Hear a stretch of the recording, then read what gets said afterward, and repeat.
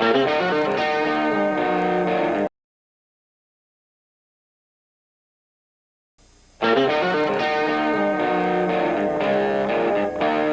man, is that Double D? Yeah man, well turn it up man. Let's just go in and like kill all the orcs, right? They're the bad guys, who gives a shit? We just hack and slash and we loot their dead bodies, right? Hack and slash, kill them all, you know, conquer the infidels. Boy, that campaign sounds like a barrel of fun, doesn't it?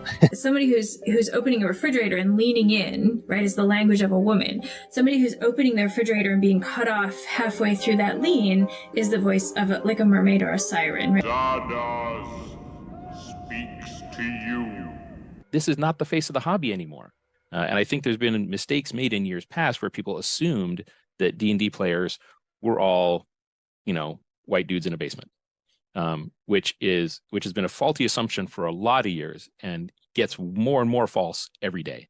And so it's, in my viewpoint, honestly, guys like me can't leave soon enough. We got to put a little hot sauce on the taco, you know what I mean? We want this dwarf to be the dwarfiest dwarf. Right. We want the elf to be the elfiest elf. And just the dashiest dash of Tabasco. Their voices need to carry across water. I'm a creative. It's a huge drain, right? Because fans can be awful. Alrighty. I got the doors open, the windows open. Hopefully you won't hear the extreme traffic noise outside and the screaming and the yelling. Did I say this is Sean? What's going on yet? Boring! We're so fucking boring! You say white lives matter, they don't. White lives don't matter because white lives aren't a thing. I disagree. I disagree, Gary. Lutherville, Marina Del X, Otisburg. Miss Monster, she's got her own place. Otisburg? It's a little bitty place. Otisburg? Okay, I just wipe it off. That's all. It's a little town. Okay. We'll do it live. Okay. We'll do it live. Fuck it. Do it live. I'll write it and we'll do it live. Fucking thing sucks. In 5, 4, 3. Great sandwich. Thank you. I enjoyed having you here. You're a very good co-host.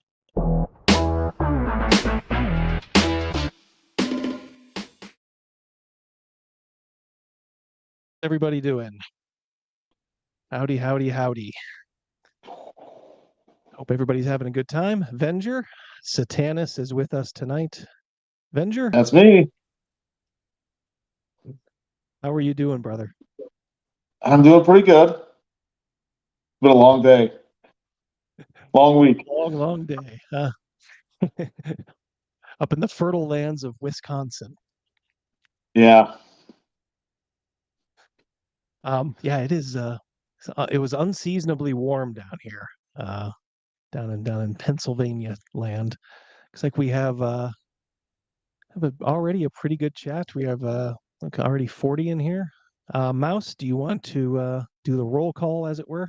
Yeah, absolutely. We got Krugus is in here, and I don't know if he saw his statue, right? Did you show it to him last week? That you got? Oh, not yet. No. Okay. No, that's going to be a surprise. Well, Malachi. There was a surprise. Elliot. I saw Panther. I saw Eric. Yep, there's Krugus. LOL. Well, lots of love. Cal, Don. Yep. Yeah, we got a nice. The gang's all here. Little group. Just waiting for some of the queens, but we're doing good. Tora, what up? All right. Well, Venger, first of all, how is the world of Chult doing? It's doing good. Making new discoveries all the time. Because I feel like the best kind of rule changes or updates to the game, revisions, just cool things that come out of play are better than anything that you write from an armchair perspective. And just write because you want to write it or you want to produce something. if some change or some new rule or ruling or way of looking at things comes, emerges out of actual play, I just think that's better. And since I just closed on the year, not year long, but it was like a 9-month campaign of Chult, the Crystals of Chaos campaign. And we got 9 months, 17 sessions out of that. And a whole lot of stuff arose from that. And good. If we can, let's take a step back. Let's meet a younger Venger Satanis before Chult was even on your mind. How did you get started into role playing? Hold on, Double D. Ask him about before that this was all white. background. My aunt got myself and my cousin. I got the basic Moldvay magenta box, L. Otis covered box set. And then my cousin got, I don't know, like a couple modules or something like that. And we weren't given any instruction, or like it wasn't something we specifically asked for, because this had been the first time that we ever saw anything called Dungeons and Dragons. But we both like, fantasy and stuff like that. Guys with swords and wizards with fireballs and stuff. So we were just handed this stuff. Or we, probably unwrapped it. Maybe it was Christmas or something like that. I was probably somewhere around 8 or 9, and then my cousin was like a year and a half older. And we kind of tried to play together, but not really knowing the rules, we didn't know what to do. It wasn't until later when, like a babysitter kind of got me closer to figuring out what Dungeons and Dragons actually looked like during play. And then a friend's older brother actually led us through like a real adventure. And then, various friends throughout elementary school. So I just picked it up through that.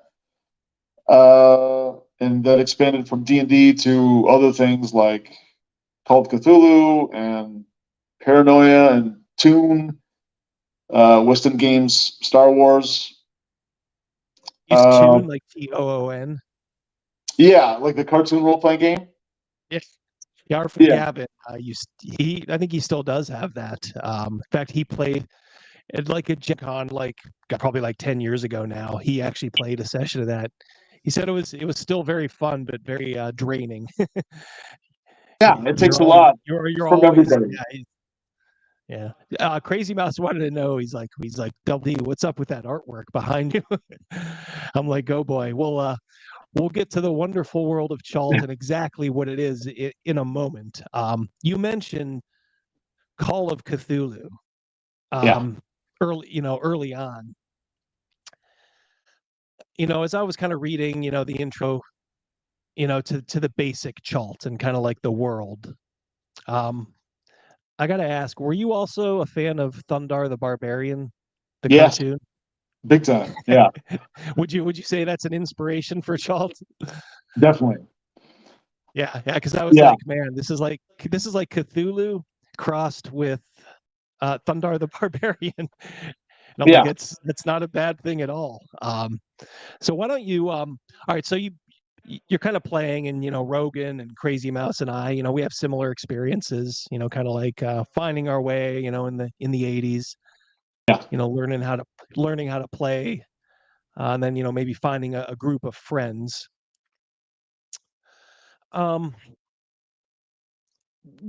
When did you get the first like germination of the Chult seed, as it were? Oh, okay. So when 4th edition came out, I gave that a try, just like I had tried all the prior editions of Dungeons and Dragons. And the more I played, the more I realized that I was not having that much fun. It just seemed like I felt like maybe role-playing games was just something that I had enjoyed in my youth, and it just wasn't for me as, an adult in his 30s.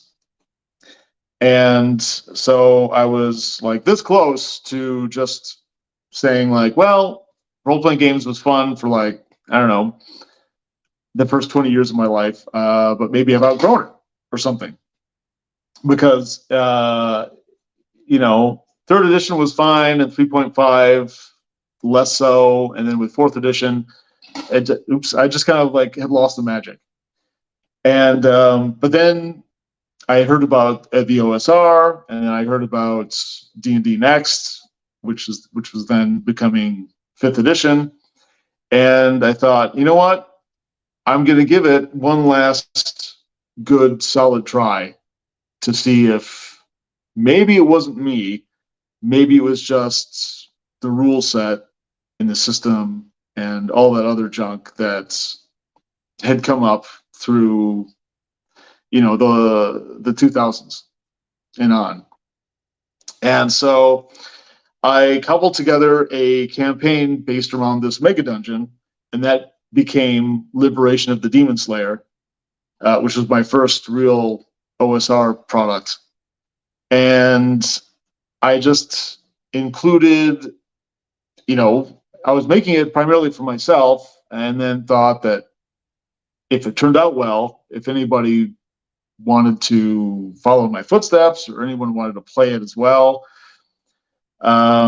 they could. But since I was making it for myself, first and foremost, I would just put in whatever the fuck, I wanted to, whatever floated my boat. So, I combined fantasy and science fiction, and there was some like horror and like pop culture references, and maybe a little bit of sleaze. Just a little bit of sleaze. Just a little bit of sleaze on top. I got more sleazy as the time, ran out, but I dipped my toe into the sleazy waters, the pool of sleaze, and it came very naturally to me to run a game like in that world with those kind of tropes and that sort of genre. And then B, I don't know, it just kind of like became my thing. And so whenever I was, so after Liberation of the Demon Slayer, it was the Islands of Purple Haunted Putrescence, where I kind of saw that my niche that I had created, I could like keep working with that and refine it and crank it up to 11, and that's kind of what I did.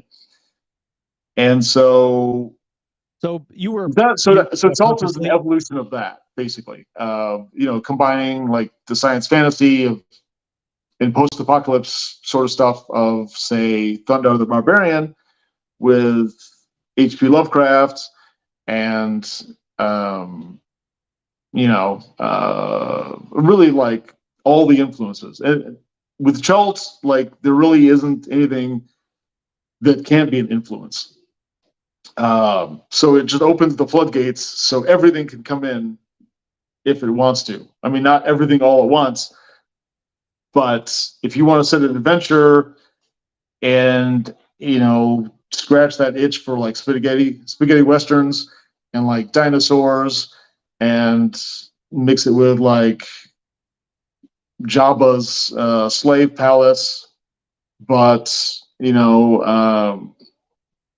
it's been maybe infiltrated by like Fremen or something like that. You could just go in that direction, and then that could be a whole adventure or a whole basis for a campaign. And really, there are almost no rules. Obviously, I try to work within a parameter, but that parameter is so wide that you could almost do anything with Chult. And that's kind of what I wanted, because, I have ADD with life and role-playing games, and I didn't ever want to get bored. So Chaltis is a place where I can never really get bored. I can want to do other things, but I never get tired of that world because it's really limitless. Aaron Jaco says that Thundar was the best sword and sorcery cartoon. I agree. It's funny because we used to Gavin Morgan and I used to like kind of wait, for the D&D cartoon, and it would be like, it's okay, but we all admit now it's a little cheesy. But Thundar was really kind of the actual D&D cartoon. They kind of pushed the limit. So you purposely kind of made Chalt. I mean, I guess the term now is kind of gonzo, just kind of like balls to the wall, like every color, everything available. So some call it like maybe kind of like funhouse dungeons. Maybe it doesn't have to make a whole lot of sense, but if you want to do it, then then just do it.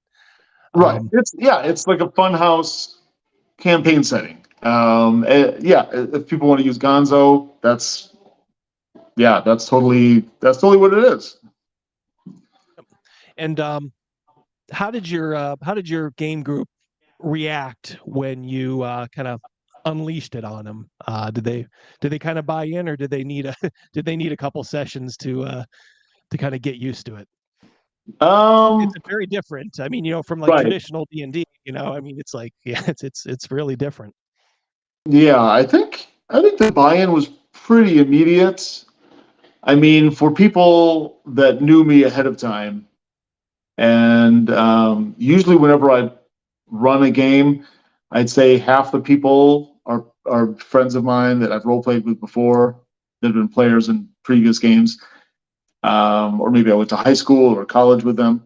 And then the other half are new people, because I do like to try to find new people. People move away, or they hate the fact that you're not woke and want to find bluer pastures out there. So the people who know me are not surprised at all, because I just am who I am. And the new people, sometimes they'll laugh, or sometimes they'll just like smirk and maybe not show that much reaction, but just like kind of go with the flow. And then some people are just like, what is happening right now? Into like shock and disbelief. But then after a couple seconds, that passes. I mean, it kind of all depends on the game master. Like, if you take the weirdness seriously, like if you're like, okay, you enter the room and there's a Kool-Aid man full of, instead of that red drink, like a chartreuse glowing ichor, and this Kool-Aid man has like tentacles all over him, and he's smiling, and so you see that when you enter the room. What are you doing? And you might get a variety of reactions. But if you're serious about it, you're like, no, really, what are you doing? Like, this isn't a joke. This is actually happening. You have to deal with this. I think people are gonna react in a variety of ways, perhaps, but they're gonna give you some kind of reaction, and then you build off that, and you just go from there. Eric asked, you're from a college town, or you're in a college town, I should say. Is it kind of harder to find a group that's not real woke and into the safety tools and all that kind of jazz up there? Yeah. The culture here, the gaming culture, is decidedly woke and full of misguided social justice warriors and ultra progressive liberals and such. So it's more challenging, but there are so many great individuals out there that really all you need to find is like 4 or 5, maybe 6 people, and then you're done. You don't need to like keep finding people. And then if you work well with those people, then hopefully they keep coming back. Like the players I usually have. I have 3-4 different players that keep coming back to me and wanting to play in my games, kind of regardless of the system or the genre or politics. Either because they don't give a shit, which is great, or they're more moderately conservative, like I am, which is also good. So, yeah, but was there a store up there that burned your books? Somebody said there was an LGS burned Chalt books. Was that did that really happen, or is that a legend? I think that's true.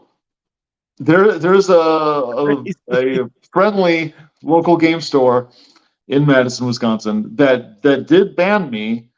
Primarily, it's because I publicly criticized Black Lives Matter for being what they say they were, which is trained Marxists. And I just, had a link to their own website where they talk about trying to destroy the nuclear family and upend whatever foundational stuff that America has. And I'm like, do you guys really think this is good? Because I kind of think it's not good. And that post got apparently I was the only one on Facebook that year that openly criticized Black Lives Matter, because I just got 300 comments in 1 or 2 weeks, and most of them were negative.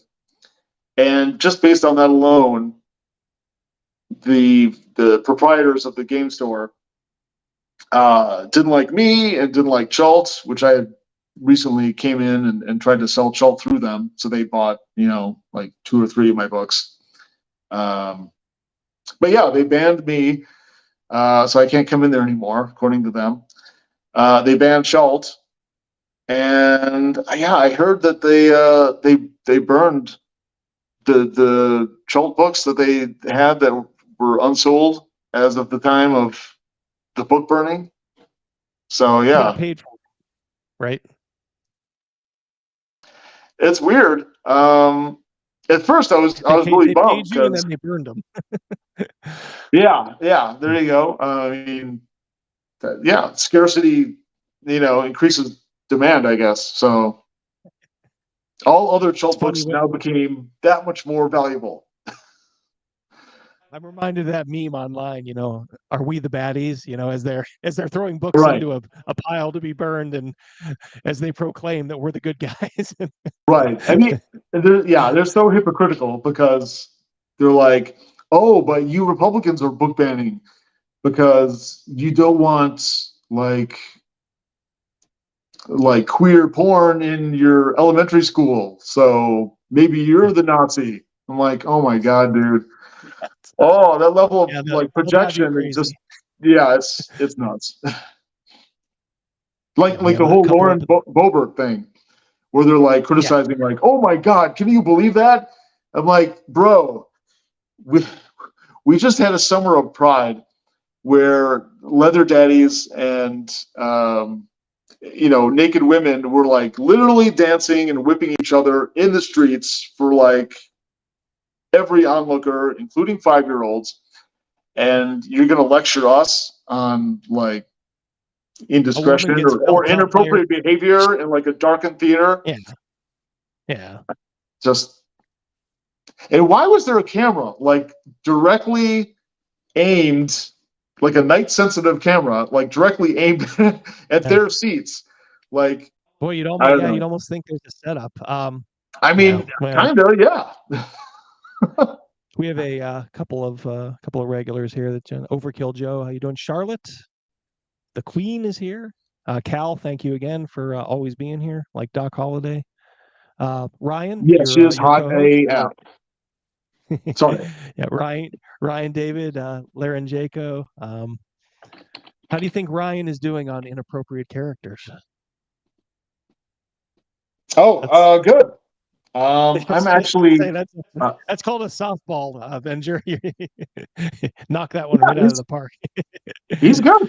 Yeah, He's doing Nailed great. it. Yeah. Yeah. He's. I'll tell you guys something that no. Oh, well, I guess Pundit spilled the beans earlier today, but they sent me a group chat text thing through Twitter and said, "Oh yeah, the new show is on Sunday." I'm like, "Oh crap! I forgot to tell everybody that I'll be on vacation for like the next 2 weekends, so I won't be able to make it. So I won't be on this Sunday's Inappropriate Characters, but it is going on, and they are finding a guest host to replace me, not permanently, Not permanently, but just for the night." Yep. I'm sure they will find someone good, indeed. Yeah. Don Rossavelli, how you doing, Surly? Yep, all these guys. You mentioned about Lauren Boebert, and I guess she is a politician. Who is she? Yeah, Crazy Mouse wants to know who she is. She is for those of you that don't know, that maybe aren't on Twitter or into all this, she's a Republican congresswoman. In what city or what state? She's in Colorado, and she draws the ire of the left because she's pretty openly conservative and Republican. Yeah, she's kind of like Marjorie Taylor Greene, but wouldn't you say? I was going to think of like something to differentiate her. She's brunette. I mean, I don't know what else differentiates her from. She's pretty hot. Type. I mean, yeah. But she was in a theater, like a darkened theater, with her boyfriend, and somebody just happened to have a night vision camera, and her boyfriend was feeling her tit, right? And she was kind of down, just kind of over the pants, like just kind of, I think, feeling his crotch. I mean, honestly, stuff that you wouldn't even, who cares? It's right. literally in a dark theater, but then and there's the left is touting it as like, oh my god, it was like this family friendly event and whatever. I'm like, oh, you mean like family friendly like drive shows? Yeah. But exactly, this thing I think was at like 9 or 10 at night. So it's like, okay, how many like 10-year-olds are in the audience for this Beetlejuice show that's like at 10 p.m.? Like my kids are in bed like around 8:30, 9.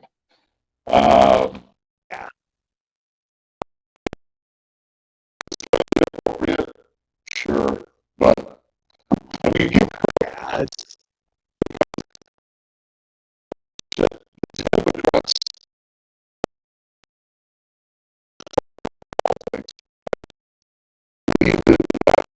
well, it's the intersection. It's kind of politics and talking about culture war stuff. Yeah.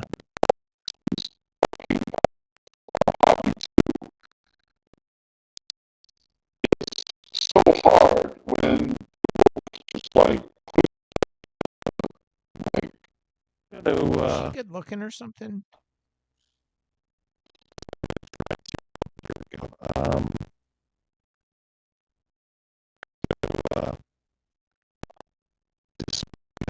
Hold on 1 second. See if we can really mess things up here. Oh, are there audio issues? No, I want to. Okay. I want to show. In case you haven't seen it, like this is like.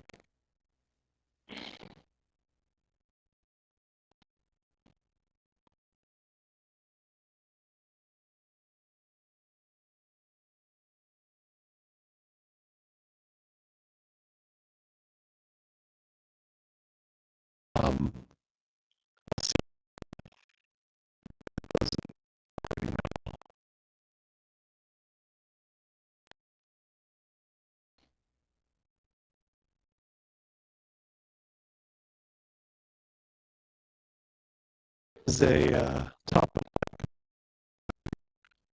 There she is.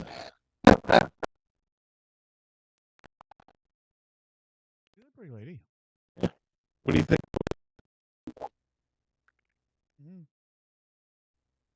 It's a lot of makeup. She's you know, I don't blame her for being a little handsy with some guy that she's just started dating. You know, they're both grown adults. That happens. It's whatever. You know, the thing that ushers see in movie theaters or and stuff like that, you know, is far worse than this situation with her. I mean, I know they say some pretty crass stuff. Yeah, Rogan was just saying the kind of false outrage, you know, and that's exactly what it is. Look, it's a political hit job, you know. It's what you're going to get. Look, and you know, I mean, she's outspoken, and it's just going to happen. It seems like the media usually just kind of focuses, you know, on one. I'm gonna have to say I'm gonna respectfully disagree, and it's probably unpopular. If she's a congressman, yeah, it's the media. The media does not help. What is her title? She's a congresswoman. Yeah, you're held to a higher standard. Get your shit together before you go to the fucking theater. Yeah, like I said, it's not. It's unpopular, and I'm fine with that. But you're the fucking congressman, and you're doing that shit at a movie theater. Grow up. Do it in the fucking car. Do it at your apartment. Yeah, for sure. She put herself in that position. So yeah, she should get a slap on the wrist. But why? Are they making her resign or something? Well, you know, of course they're calling for that. Look, I mean, there's a Congressman Eric Swalwell who was fooling around with a verified Chinese spy. Right. Funny how people don't, you know, don't really other than, you know, like I said, the people on Twitter, you know, whenever he makes a post or, you know, a tweet like, hey, how's your Chinese spy girlfriend? Yet he continues to serve office. So if we're looking at a name like Fang Fang, you'd think that's, I don't know. Fang Fang, yeah, that's her name. Jesus, yeah, crazy. Well, all right. So let's get back to Chult. Yeah, I was gonna say let's get it back to Chult. Have you ever had anybody like have you ever played with a stranger, maybe not for political reasons? Has somebody just kind of said, you know what, nah, this ain't for me, like in the middle of a game, or have they usually finished it out at least? Yeah. The last time I ran, not the last convention I was at, so the last time, about a year ago, the last October, I was at a gaming convention. I won't say which one because of their woke affiliation, but I was running this Chult game using I think probably Crimson Dragon Slayer, and we were about, I don't know, 20-30 minutes into the game, and there's like 6 or 7 players, so I wasn't keeping like strong tabs on everybody. But I noticed that there was one guy that didn't really like say too much. And then at that mark, somewhere around, I don't know, 25 minutes, he just like gathered up his stuff. He's like, yeah, I'm sorry, but this isn't for me. I hope you guys have a good one, and I'm gonna go. He just, you know, took his stuff and left. And I'm like, okay, that's cool, man. I appreciate you, you know, letting us know, and yeah, you have a good weekend too. And that's, you know, that's all it was. He was up front. That's nothing wrong with that, I guess. Yeah, you know, I did have questions for him, but I didn't want to A, like halt the game, and B, put him on the spot. So I just kind of like kept my mouth shut after saying like, no problem, like, have a good one. But I was very curious I mean, I can guess what about the game like he didn't like, but I'll never know for sure unless he, you know, sees this or sees my blog post that I wrote about it a year ago and you know, seeks me out and like comments about it. James from Neckbeardia is here. Yeah, I need to do that. Hey, James, what's up? Yeah, he's a fan. James is a friend of the channel. We're a friend of his. Good to see you here.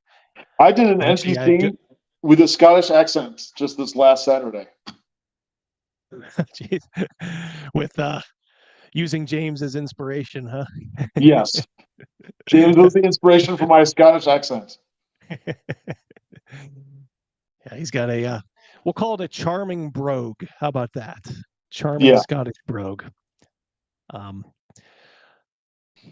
So Chult, I mean, I guess I don't know, we could circle back. All right, so Chult kind of blends Call of Cthulhu with like the great old ones are on this planet. they kill everything. They suck up everything. And then they well, actually, kind of die. Well, then they hibernate, right?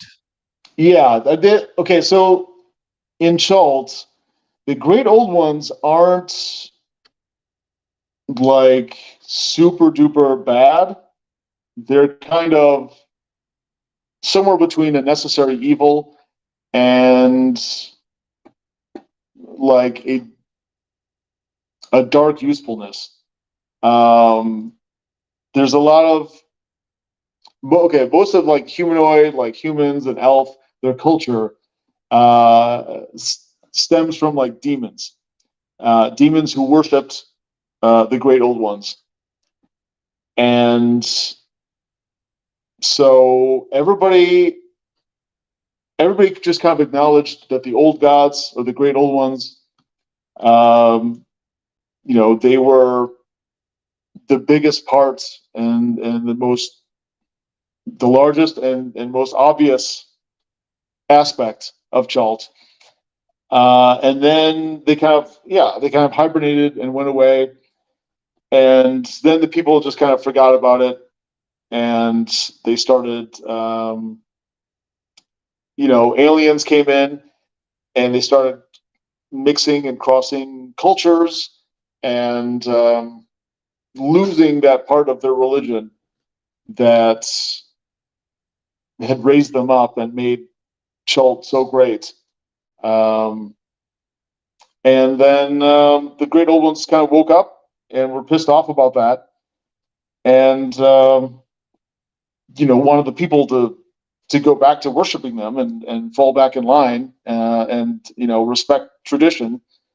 And some people didn't want to do that. And so, it was this big war between like the great old ones and the worshipers on their side, and aliens with the Federation, and battle cruisers with like lasers. It was a big war that kind of devastated the planet. And then at the time of Chult, now it's like 80 or so years after this apocalypse and the Obsidian Age, and people are like, have picked up the broken pieces and are trying to like mend the planet back together.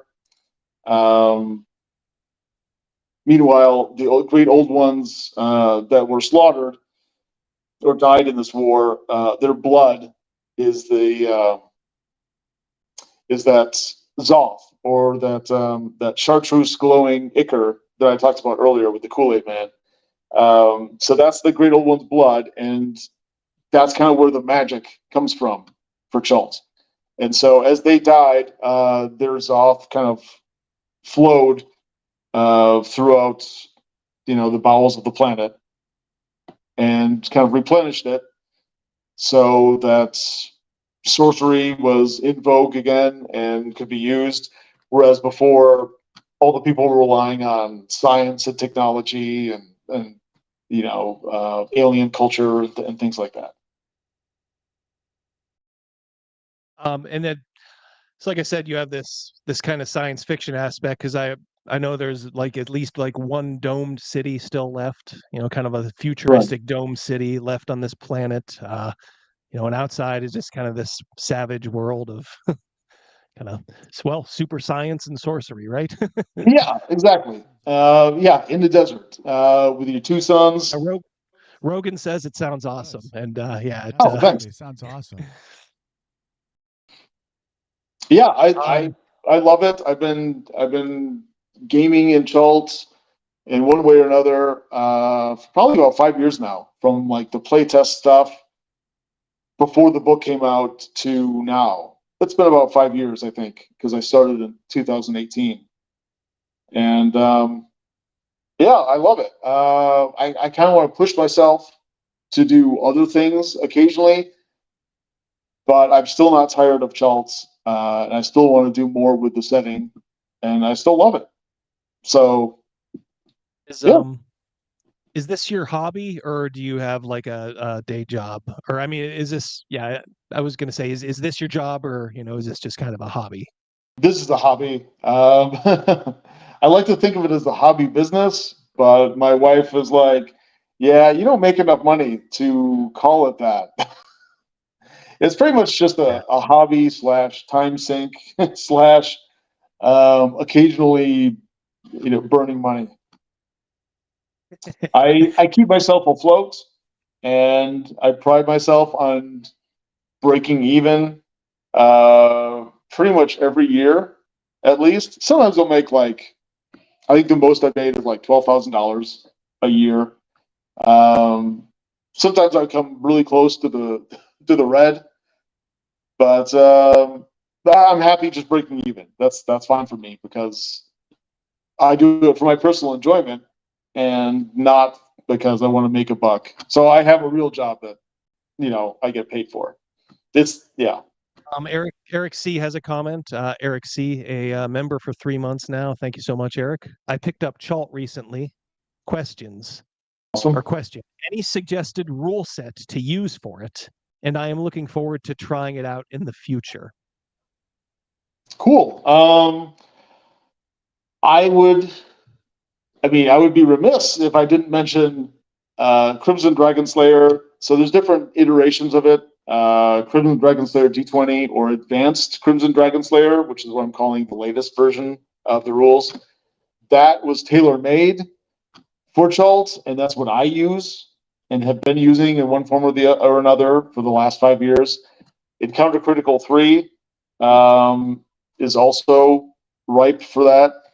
If you want to use something that's more mainstream that I'm not connected with, which is fine, I would suggest either Dungeon Crawl Classics, Hyperborea, like the Astonishing Swordsmen and Sorcerers of Hyperborea, or I don't know. I mean, there's so many good like OSR rule sets. I personally don't like Castles and Crusades. I know a lot of people do, but you should find something that's. I don't think it would be a good fit. I don't think it would be a good fit for Chalt, though. Right. It's way more for just traditional, fantasy. Yeah. So DCC is a little more gonzo, which fits right in. So that would be perfect if you like Dungeon Crawl Classics. If you want maybe a little less gonzo and a little more science fantasy and like Eldritch mythos, then probably the Hyperborea one. But I mean, yeah, really any OSR rule set would be fine because it uses hit points and armor class and all the standard stuff. So it was made kind of system neutral. Like I said, I use Advanced Crimson Dragon Slayer. So I guess I would recommend that, especially since it's a free PDF. I mean, you can just download it and see what you think. But if you want to use something more mainstream, yeah, either DCC or Hyperborea. Mentioned, your wife, and of course you have a family. Has your wife ever played with you? Was she a player or? Yeah, she played in.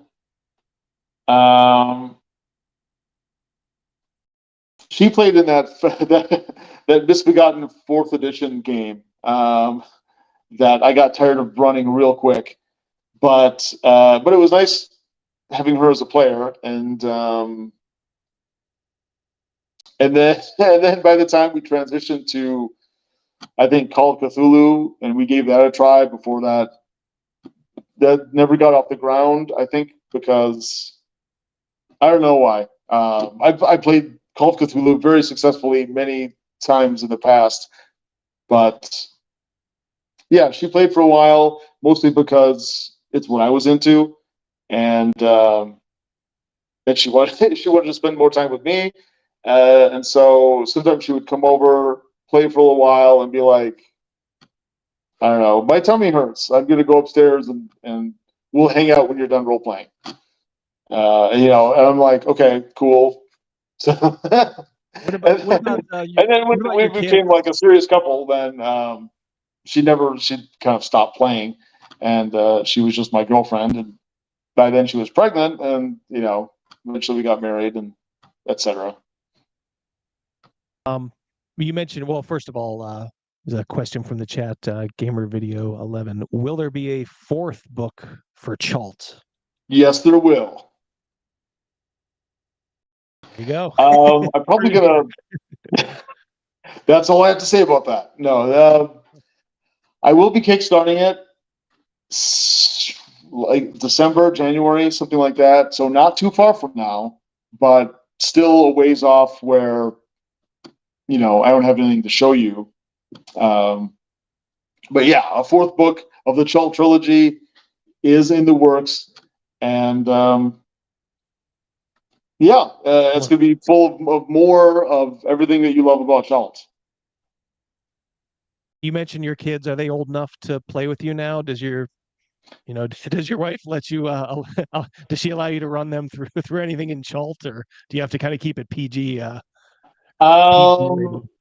Yeah, like a while ago before Chult, I did a little role playing with the girls. That was fun. We did that like, I don't know, 3 or 4 times. It never really went anywhere. They either got too sad when something bad happened to their character. Even if I didn't kill their character, they just got like wounded or it covered like a minor setback. They'd be discouraged and wouldn't want to play anymore. So, but they were really young then. Nowadays, I think they would be interested, and I think that's one of my goals for 2024 is to maybe have like a family game, in which case I'll either have to water down Chult, at least some aspects of it, like the sleazy aspects, and like the grindhouse exploitation aspects. But or I could run something else that wasn't as problematic or inappropriate or whatever. Barrow maze. Barrow maze, yeah. Yeah, that's one of my kids like knocking on the door like, "What's Daddy doing?" So yeah, I would like to role play with the family at some point. My oldest is 12, so I recommend it. I role played with my kids when they kind of got to that age, and I ran kind of craft custom games for them, and we to this day my daughter and her girlfriend still that they're playing with us. My son would but he's kind of out on his own now. But he's got the bug in him. In fact, he came over about a month ago. He's like, hey, I'm going to pick up some rule books. Some of my friend some of his new friends are interested in seeing what role playing is all about, so he's going to DM them. So yeah, I highly recommend it. It's a good activity. It's a good family activity. Well, we are coming up on about an hour. We said we'd keep you about an hour, and as we know, Mrs. Satanis, she runs a tight ship over there. Yeah, but there is one thing we wanted to talk about before we left, and that is your pet project. Your convention, VengerCon. Yes. Tell us what's going on with VengerCon, and let me know when you want me to put up the the flyer. Oh, okay. You can put it up now. That's cool. So yes, VengerCon. It is. I decided 3 years ago that I would fulfill one of my lifelong dreams, which is organizing my own gaming convention. And so the first one was, modestly successful. I live just outside of Madison, Wisconsin. And I know there's a lot of gaming stuff already in Wisconsin, but my convention is a little bit different, or maybe a lot different, because it just is solely focused on the role playing. We don't have, I didn't want to include like card games and computer games and board games, and I didn't want like a costume contest or cosplay thing, and I didn't want like an auction, and I didn't want all the other things that conventions have that's not about the gaming. And I wanted it to be, politics free and non woke. And back then, I was very dead set about not forcing people to wear masks or be vaccinated. That was a priority of mine back then, and still is. This last time, we didn't have to worry about that at all because COVID was, for all intents and purposes, seemingly over. At least the pandemic. Crazy Mouse said it's cured. Yeah, it's kind of like the common cold, right? Yeah, surprise, it's back. But yeah, and so anyway, the third one is going to be this coming July. It's going to be very low key, very I don't know, because it's just a small convention. It's just kind of like a tight knit, like very intimate kind of vibe. Don't get the wrong idea. Attendance the first two, Double D. Yeah, what was your attendance like first couple years, Venger? How many folks did you get? In like the high 20s, like somewhere between 25, 27, like something in there. This time I'm hoping to get more, like at least 50. If I'm going to break even with this venture, I gotta hit 50 attendees. Otherwise, I'm going to be losing money, which would suck. Well, but whatever. To double your to double your attendance, you'd need like a real draw at the convention, wouldn't you?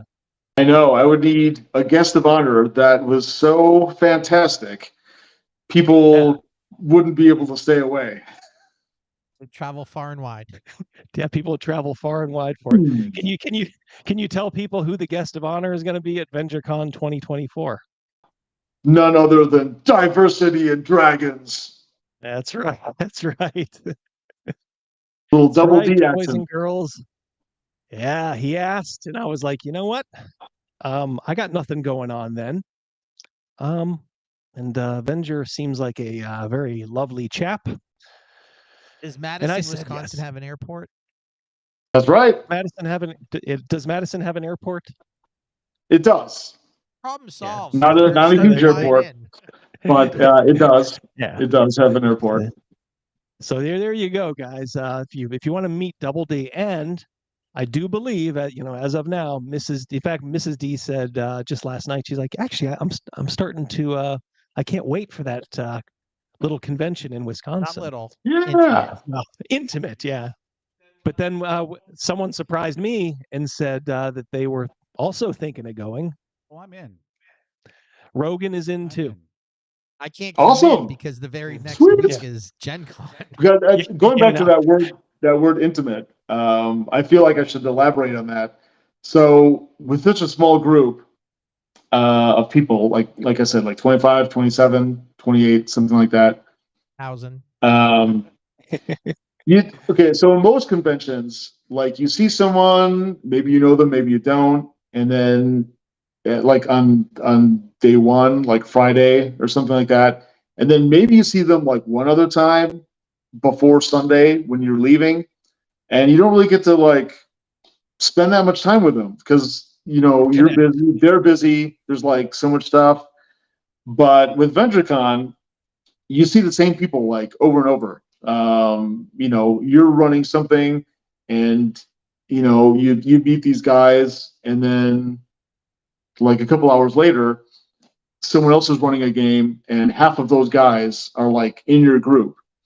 And then like a little bit later that night, you want to get something to eat, and so people are like, it's very informal. So people will just say, like, hey, does someone want to like go get some pizza or something? Or I'm going to make a run to Popeyes. Like, does anybody want me to get them like a spicy chicken sandwich or something? And then people will be like, yeah, cool. Or I'll go with you. And, and then we'll like eat. Or, some people will just go to the bar after they're done gaming. And then, so you constantly see these people and you talk to them, you get to know them. So they're not just like, oh yeah, this was a guy in my session, and his name was Dave, and I don't really know anything about him except I saw him for those 4 hours, and then maybe I waved to him like on day 2. So these people you like get to know, and it kind of breaks down the barrier of, because I seem like a pretty outgoing guy, but I can be shy sometimes, especially around new people. But the more you get to know these people, the more comfortable you get, and I find the better gaming experiences you have. And also because it's small, another advantage is you don't have to like yell to be heard at the table, because each room will only have like 2 or 3 tables going at a time, and sometimes like a smaller room, there'll only be one game going. That's one thing I always didn't like about Gen Con, is just it's like a meat market. You're just kind of packed in, and it's like you almost have to shout to be, and then the table next to you is trying to shout louder. And no, Ginny D, I do not think will be. I think Ginny's going to skip this one. Overkill Joe. Eric says Madison's only a 6 hour. I think it's a 9-hour drive for us, and that's right at the about the limit. And I'm like, if it's 10 hours or less, I'm like, I'm going to do it because I can drive it in a day. So Eric C, that's just a quick hop, skip, and a jump for you, buddy. Yeah, I'd like to see you that there. Governor there. We can all feel her boots. Yeah, I'd like to see everybody there. Yeah, Crazy Mouse wants Lauren Boebert there. He wants to feel her up. You and everybody else. Well, you know what? That there's the smallest, tiniest itty bitty chance of that happening, because we almost didn't get the venue, the dates I wanted, because apparently the Republican National Convention is descending on, I think, Milwaukee, which is just it's like an hour and a half drive away from Madison. And so a couple different hotels that I was looking at were all booked up that whole weekend for those specific dates I wanted, the July 19th to the 21st. And that's why I found out. But then they contacted the Republicans, and they're like, you got to hold on this. You got to shit or get off the pot. Like, if you want it, you got to like start putting money down. If you just want to hold on to it, this other guy wants it, so we're going to give it to him. And I got it. So there might be maybe Lauren Boebert will attend your game. You never know. Yeah, could happen. Crazy Mouse says they bumped the RNC for Venger. Nice. Yeah, sort of. Maybe we'll see, Trump Jr. or something like that. Maybe he'll. Probably not the man himself. Just imagine if you could role play with Trump sitting at the table. Oh man, no, that would be something. Else. China. Well, yeah. So VengerCon, if you guys aren't doing anything and you're within striking distance of Madison, July, was it 19? 19, 20, 21, I thought. Yeah. It should be Friday the 19th to Sunday the 21st. So we will probably we'll be there for Friday and Saturday, and probably take off on Sunday. It would be my guess. But yeah, it should be fun. I'm looking forward to it. I know Mrs. D is. I think Rogan is. Now, Crazy Mouse he's got a family. He's kind of where you are, so he can't just step away. Plus, we are kind of going guerrilla style to Gen Con the week following. So we're gonna do some like live reporting from Gen Con to nice behind enemy lines, as it were. We'll see how it is. Yeah, so we're gonna be very busy that time of year, but it should be fun. We'll do. I got a feeling we'll be doing our best gaming at VengerCon. And we'll just be doing people watching and stuff like that at Gen Con. Yeah, people can feel free to like experiment and run whatever. Like if you've had a hankering to either run or play in a Toon game, or if you've ever wanted to mash like Traveler and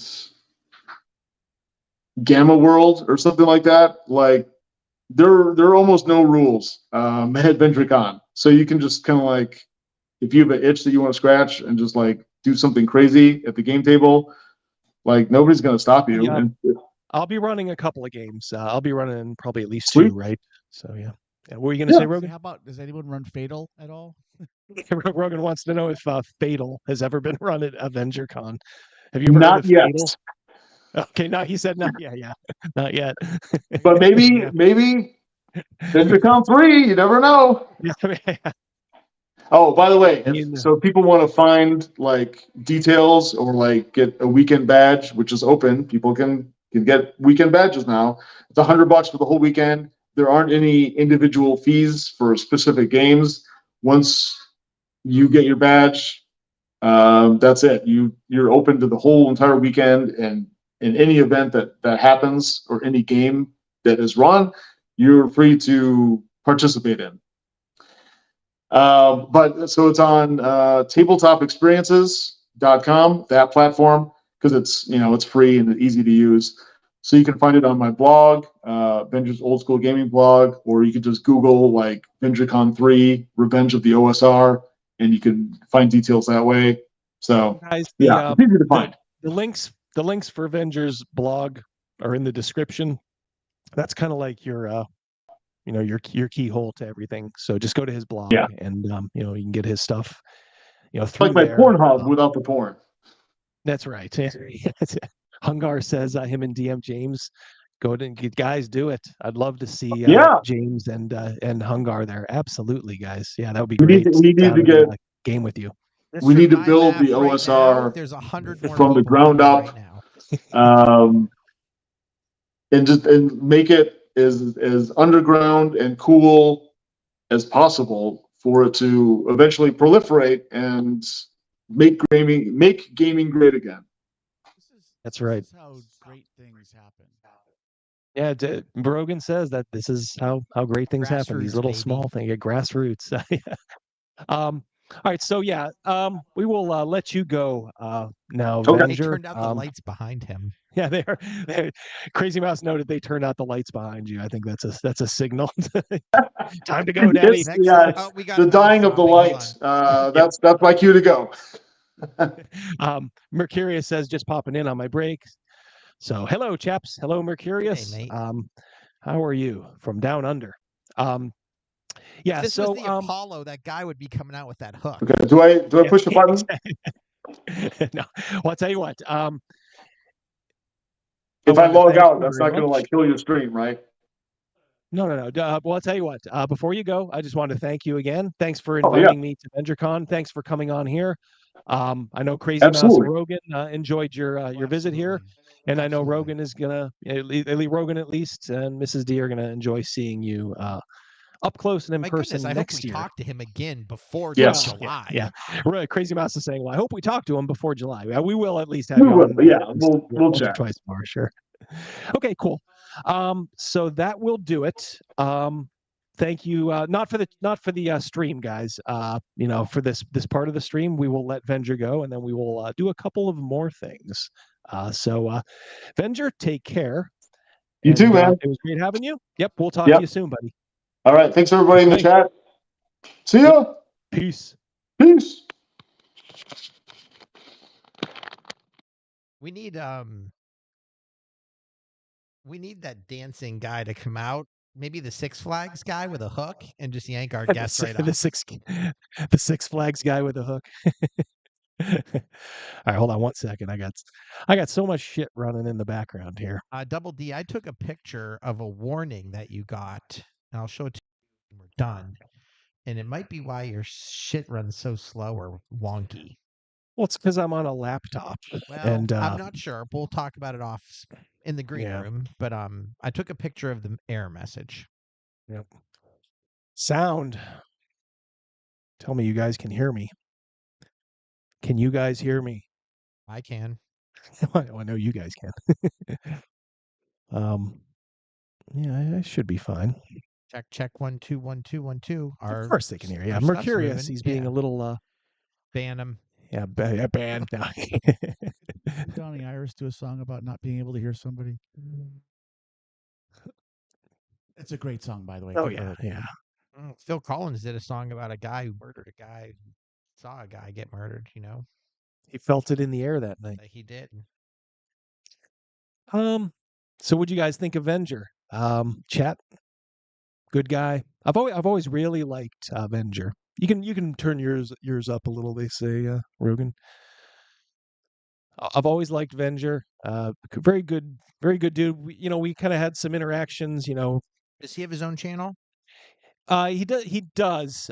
He just kind of does like car videos. He's a very busy guy, as you heard. He's got like and subscribe. Chat, help him out. Yeah, absolutely. Yeah, I don't know if Cal is still here. Maybe throw his channel. If you're not already subscribed, just go ahead and after this stream, of course, go ahead and subscribe to him. But he's also on Inappropriate Characters, as you heard. Remember, I was almost the co-host there, and then decided to let someone who's infinitely better, Ryan David, do that. Good dude. He was here earlier. He was. Today Yeah, as Ryan. well. Yeah, Ryan always stops. So yeah, good guy. Yeah. So I kind of, and then on Twitter, kind of like with RPG Pundit, like it's probably why we're kind of thrown together in a lot of these things. Is our politics and our view on society is pretty close. I like the fact that the Republican National Convention got booted for his convention. Hey, Mr. Trump, with all due respect, shit or get off the pot. This other guy wants it. Who's this guy, Venger? He looks like a real killer. So, give it to him. Give it to him. Venger is cool, but that hat is not that. What? Hungar? Thought you were Florida guys. Damn. Jeez, I'm gonna Buccaneers or something. I'm gonna wear that. I'm gonna wear my Marino jersey next time. Buccaneers, they're on my bucking head. I told you, Tampa. Yeah. Yeah. Oh, Tampa. Oh, yeah. I pay attention. Double D. I pay attention sometimes. Sometimes. Pay attention all the time. No. Yeah. Crazy Mouse is usually right about everything. That's not correct. Well, about most things. Your percentage is higher than most. Yeah, Will T liked my Nordique shirt in my video. Yeah. I don't know if you guys saw, but I did a video on why these kind of like crazies, these cultural crazies. I caught some of it. Your new one that just dropped on Monday. Yeah, and so someone actually dropped in a very good point, and I wish I would have made it in the video. I kind of put in the reasons, and I'm sure most of the people in the chat here have already seen it. Kind of gamers were kind of already kind of left-leaning. Gamers are not nearly the deep thinkers that you're they getting think a lot they are. of props. Will T, Eric, your video on Monday was top-notch. Yeah, it's got a great reception, and I thank you. But I wish I would have put this one thing and this guy in the comments said it. He said, the thing is, a lot of normies just ignore all of that stuff, like with Wizards of the Coast. And I kind of forgot to highlight that yeah, you can still run like 5th edition D&D just by kind of ignoring that. And obviously, if you just kind of like do your own thing, and I got a feeling there's maybe a few more people doing that than maybe we give credit for, that just kind of ignore it, and they realize it's stupid, and maybe they just don't obsess over it like us YouTubers do. So yeah, that was actually a very good point. But yeah, I kind of just wanted to. It had been kind of germinating in my mind for a while. What? God, it's just been so successful. Wizards of the Coast is not stopping with this stuff. They're going into like a higher gear, and I don't know, just wanted to get on the record, as it were, and just kind of. Someone in the chat mentioned that you should put more pyrotechnics and rocket launchers in your videos. All right, we'll give it a shot. You won't be able to find that part though, Double D. It's gone by now. Yes. But more pyrotechnics, please. More explosions? Yeah, firecrackers. Mrs. Double D shooting them off to the side. That's actually kind of funny. I like that. All right, 1 second here. 1 second. I wanted to. That was Double D's daughter that did a whole bunch of this artwork. It is so good. She's so talented. She is very talented. Yeah, it's my daughter's graphic designer. She's finishing up school for graphic design. So yeah, she's like, I can help you out, Dad. And I said, honey, I'm going to pay you. But I know that she's been like, this is her vocation now. But like, we saw it when she was so young. I mean, she had some skills back in the day. She did something for the game we ran, the hand or the palm tree through the skull. Yeah. Yep. Yeah, she did. Legion of Ash. Yeah, Legion of Ash. She's so talented. Yeah. So, Panther loves the sunglasses on the logo. Yeah, she really worked hard on it. It took a while. I knew she was like trying to get it right. Yeah. So she did everything. You know, she did the like sunglasses. You know, and she gave me a whole 3 whole folders full of like all this stuff in different colors, alternate logos. Mrs. Mouse wants your daughter. I almost said her name. Wants her to do some Crazy Mouse merch. Crazy, yeah. She brought it up. Ironcaster says he can see this on the back of some mud flaps. Yeah, we'll have to do. I can see that. Yeah. Yeah. You know what, Ironcaster? Let's not stop there. Kitchen towels, you name it, everywhere. Everywhere. Refrigerator magnets. It looks nothing like me, Frugus. Looks just like him. What are you talking about? It's Double D's spirit animal. All right, let me try something real quick here. Board games are fun. All right, hold on 1 second. 1 moment. Okay, you take your time. Will T's got something important to say. Damn. Yeah. There you go. Board games. All right. So you guys know that Mrs. D goes out on Wednesday nights to a board game group. Yeah. That rocks. Works out for everybody. Because she's not here, you know, having to kind of... We trust that, but I also want to stress, we know when she gets back home. Well, yeah, of course. Yeah. She's tiptoeing. Yeah. In clogs. But this board game group that she's in has grown. And a week or two ago, she's like, we have this new professor from one of the local colleges who wants to like try she's like relatively new to the group, and she in their chat or, you know, their messenger group or whatever, she's like, hey, I have this game. Anybody want to try it out? And Mrs. D, you know, said, you may want to look at this one, Double D. Look at this board game that this woman wants to play at our board game group on Wednesdays. So I found it, and you may or may not be aware of this, but we're gonna watch the commercial here. It's like it was Kickstarted a little while ago. Ancient Chinese secret, huh? So imagine going to a board game group. You just go to meet people. Hey, come on over here, stranger. We're gonna sit down. We're gonna play this game. It's called Disparity Trap. Board games are fun. You know what's not fun? Racism. Whenever someone brings up racism, they either think of this or they think of this. But this ain't 12 years of Selma. Racism today is much more subversive. Here's the problem. Talking about race and privilege is hard. Like Carl's potato salad. Bringing it up just anywhere can lead to some pretty negative results. Like Carl's potato salad. That's funny, right? It's hilarious. I'm waiting for the punchline. Who do you think? All right, let's put money on the table. Who do you think Carl is? They're making fun of him. Do you think Carl's a black dude? They're making fun of him? Probably not. What do you think he is? Well, he can't be Asian. That would be wrong. Yeah, well, it can't be Asian. Native? No, you can't say that. Oh heck, I don't know. Who is the cultural villain these days? Let's keep watching. We'll see what Carl is. Some people worry they might say the wrong thing, like Katie when she wants to compliment my hair. It just looks so exotic. But at least you can ask your one black friend, as long as they have no job, no bills, and all the time in the world to cater to your overly dependent needs. So, no, you can't ask them. Ain't nobody got time for that. Don't get me wrong, I love to provide my personal perspective when I can, but being the lone person of color in the group can be exhausting. Katie, we talked about this. Thankfully, there's a solution that makes these. So this is their elevator pitch for their game. This is for real. No, this is for real. Oh yeah, my God. This is for real. This isn't a skit. No, this is not a skit. I thought this was a parody of an upcoming. No, that's the word I was looking for. Yeah, parody. Yeah. No. Oh, let us continue. Hard conversations, easy. Introducing Disparity Trap, the socially conscious board game, an easy way to have discussions around race and privilege in America. The game is simple.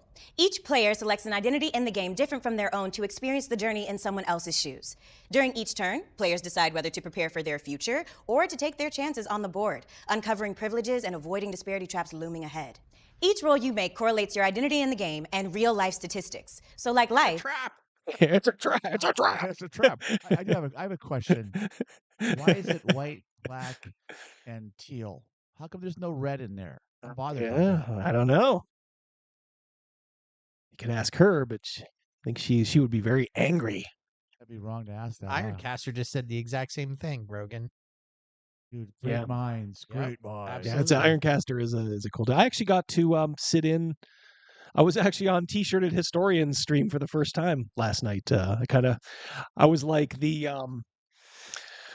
John Kitna in the box. I was like the backup quarterback. He was going to have Neckbeardia on, James from Neckbeardia, but he was having technical issues, and I just happened to be in the chat, and I, was just saying something, and then T-shirt is like, Double D, get in here.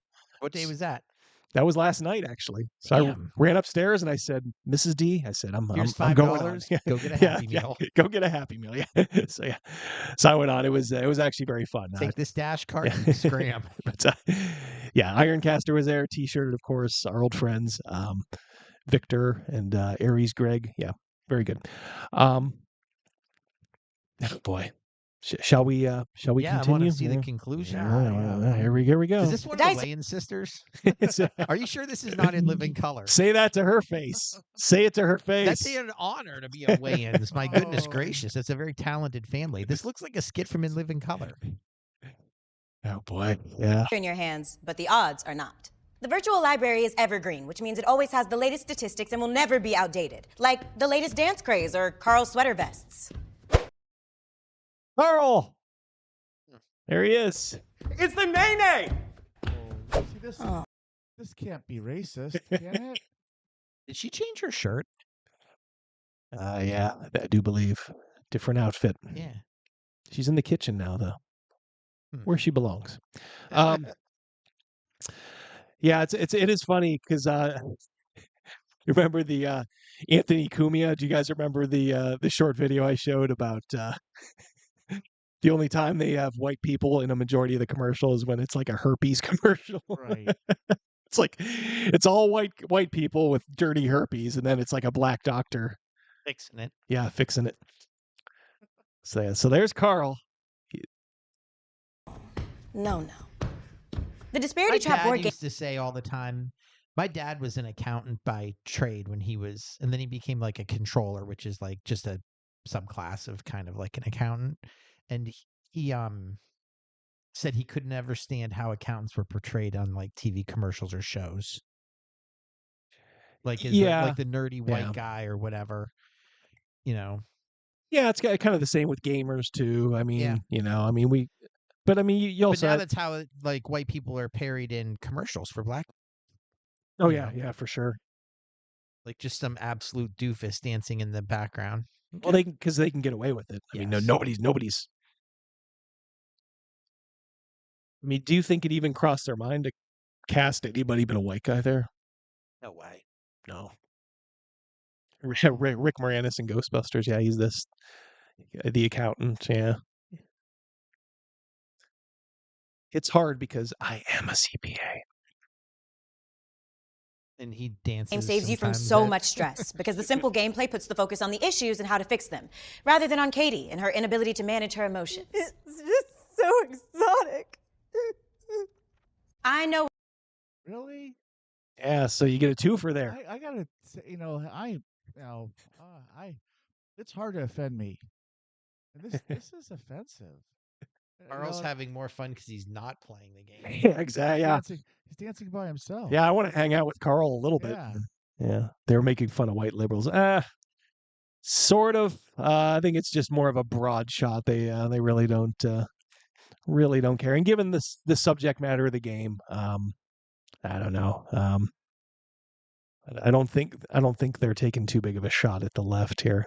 I have a strange feeling that if one day I go to the USA, I will need to wear a Brazilian soccer team shirt to avoid being killed in a racial war.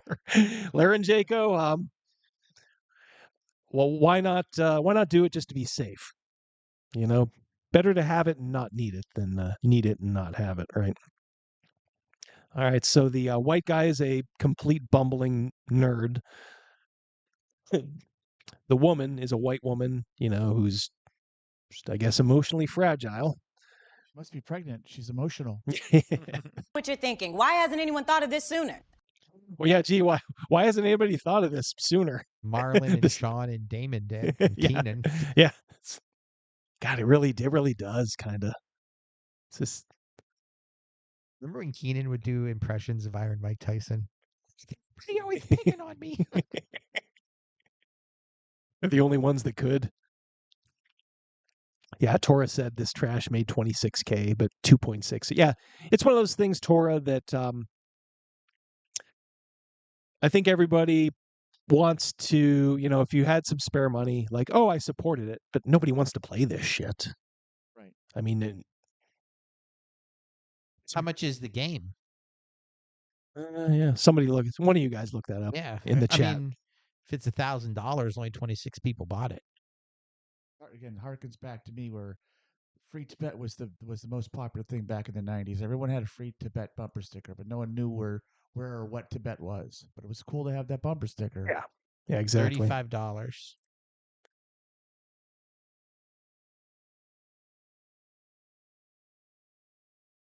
Yeah, 26 grand.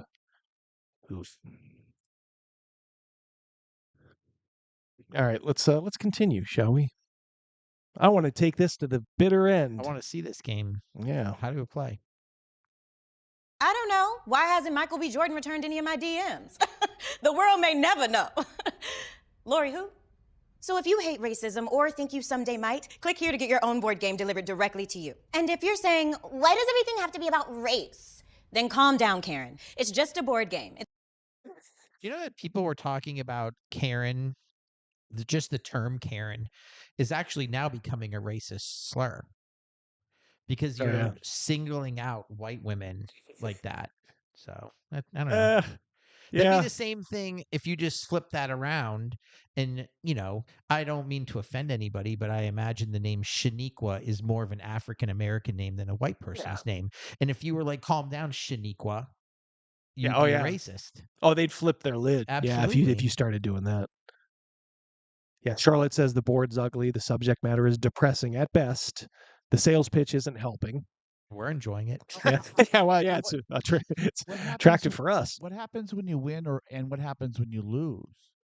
Let's get into more of the fundamentals here. All right, I'm going to keep going. We'll see. It's meant to make complex issues easy to discuss. And if you're saying you can't minimalize institutional oppression of an entire group of people into a board game, then chill out, Hotep. It's Hotep. Who's Hotep? It's Egyptian. What is Hotep? I know I'm over 50 and painfully unhip, but I've never heard Hotep. We got our crack research looking at it right now. Yep, he's checking. You guys are on Bubba. Yeah, Bubba. That's the only thing I thought of is Bubba Hotep, the what you call it, Bruce Campbell movie, right? Yeah, Eric C. She was not asked specifically. Joan says it's Egyptian. If I said Joan, I meant Joan. Yeah, I mean, I guess that I don't understand. Oh, a mummy. Yeah, like you're an old person. Oh, okay. Yeah, maybe that's hilarious. If you have to explain your jokes, they're not funny. Yeah. Translates to be satisfied or at peace. Egyptian. These people ain't either. They're not at peace. Yeah. Someone asked if Mrs. D actually played. No, I think this woman was just asking in the chat, hey, anybody interested? I don't, and honestly, it must have just been nothing because she didn't come home. I think this was like 2 weeks ago. She didn't come home and say, oh my God, people were, either thrilled or, disgusted. I got a feeling it never got to the table. It's at her group, it's pretty competitive as to what games get to the table. And like the oldest ones in the group that have been there the longest, they usually have the say. So hopefully they just told her like, yeah, we'll do that next time. When I was at Old Navy, you know what game I would have loved to have played? Spin the Bottle. I think I only ever played Spin the Bottle once. Yeah. Veteran. Yeah, Rogan's a veteran. Oh, I was a veteran. Yeah, I was a late bloomer. I brought So my own bottle at every party. It only I brought it. It only pointed to the pretty girls. Rogan's here. Hey, We can start. I remember someone who used to hang out with. I worked with her at a grocery store named Michelle. Oh yeah. Yeah, she would have been fun to play. She was a lot of fun. Yep, Yeah. she was a lot of fun at the coffee bar. That's where she worked. Me and Mrs. Rogan don't talk about It's it. not meant to solve oppression. It's only meant to inspire positive, constructive conversations. Plus, this game starts at just $25. That's less than what Carl spent making his potato salad. Thanks to the Disparity Trap board game, I feel more confident addressing the issues that are important to me. And my friends feel like they can be a part of the solution rather than complicit in the problem. No matter what personal experience you have, the Disparity Trap board game can be enjoyed by everyone, which is more than I can say about the food at the work function. What's wrong with my potato salad? Here we go. Carl gets a speaking line. Let's see how it goes. What's that? What? Howard. Yes, this game is fun, and yes, it's informative for everyone, no matter your race. But if you're left unsatisfied, or if you're from an alien race and you thought racism meant something else, then you can get our money back guarantee. And I know that alien joke didn't make sense, but neither does dividing humans by their melanin in the first place. Whoa. Did I just get woke? Is this what wokeness feels like? I feel different. So if you're a TikToker, baby boomer, or XYZ in between, sign up today to pledge toward our Kickstarter and do your part to end racism. Okay, legally, I can't say that it'll end racism, but theoretically, if everyone played it, it could end racism. Disparity Trap, an easy way to have the hard conversations around race. So, did you try my potato salad? What did you put in it?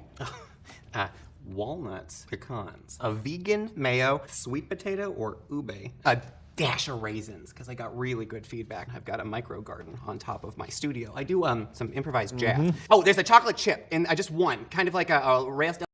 See, he's an actor, and they're probably like, "Yeah, just keep going, bro. Just keep going. Yeah, we're gonna use it all. You're gonna make your race look like a complete joke." Right. Yeah, and we're fine with that. Yeah, just keep going, man. Oh, you are so funny. This is gold, man. This is gold. Yeah, this is great. So money. Bring it on. This is great. A torta situation. That way, if whoever finds a chocolate chip, we can have a nice story about it. Hello? You? Yes, you. You still watching? Click the button. Y'all, they took me back to the 50s. Don't leave me here. I need you. I need you. Click the button. I know we read about it, but they wilding out here in the 50s. Don't leave me here. I need your pledge. I need your pledge. Oh, please, please, please give us a pledge. Okay. All right. Let me level with you, all right? Come here. They're playing on stereotypes right here. Aren't these the not cool stereotypes? Kind of, sort of. They kind of sprinkled into this. It's just I don't know. It's just it's kind of gotten sad at the end here. Like he's the whiteiest white guy. Yeah. Yeah. Have them bring you here if you don't click the button. I'm just playing. Click it though, for real. For real, you still watching, you know you want to click the button? Just do it. All right. That's more like it. Annoying. So to recap, someone at Mrs. Double D's game group, a professor at a local university, recommended that game that they play. Someone who's teaching, you are paying to teach your children. Well, theoretically, you could be paying to teach your kids. Yep. I heard that and I was just like, oh, man. I mean. All right. Yep. Ladies, stealth check time. Don't I have some perception shit? Boss ass. Check your perception before you come for me. Everyone think 20. 20. Boss ass. I have anxiety. See, I knew it was that bitch. Can I go invisible right now? Ellie, you are a loose cannon. Boss ass. Kill her. Kill her now. I knew it. Oh, fuck. You are a thoughtless man with a no-knock warrant. That is saucy. Boss ass. Ladies. Wish I was alive! I guess we should get naked and see what happens! Servants of the Fey realm. There is legend of a witch. Hey, that was really emotional and beautiful. Boss ass. ass, bitch. Hello, one and all, and welcome. Ready for some Dungeons of Drag Queens? You know, yeah. Was that I saw someone introduced as Alaska, whatever. Was that Miss Alaska? Remember there's a famous drag queen named Miss Alaska, and I'm wondering if that's her. If they're on here, I would guess not. This is the bottom of the barrel here. All right, well, overkill, you're right. What the actual F? Yeah, we'll put that one up there. Yeah. Yeah, this is what gaming is now. Kind of dovetails with my video. And I just kind of wanted we could watch a few minutes of this. Nipsey Russell. What I wouldn't do to have Nipsey Russell here. Remember oh, my him in Lord. Wildcats? He just kept saying, right. Right. Yeah. Last year's Peanut Brittle. I love Nipsey Russell, man. I like Wildcats. That was a great movie. Goldie Hawn, Wesley Snipes. Yep. That Woody Harrelson. That was actually an all-star cast. Now that you go back and see who else was in it. She was doing it. It was like a football game. There was like a football movie that Kurt Russell was in at the same time, like where he was like went back to school or whatever. I can't remember what it was. Something about it's not all the right moves. That was the Tom Cruise one. He played Reno Hightower. That's all I remember. To another. Robin Williams in that movie. Yes, yeah, he was his receiver. Yeah, I'll think of it. All right, let's watch a little of this. So when people say like, "Oh, come on, what's wrong with gaming nowadays?" Do you know how many views this has? Yes. 80,000. Higher. Seriously? Really? That's disappointing. Oh yeah. It says over 1 million views. What? They must be playing it to people in prisons to shock them into being. No. I have a question about views. If not just Double D can answer, but anybody in the chat. So if I watch a video twice, does that count as 2 views, or is that 1 million different people viewing it?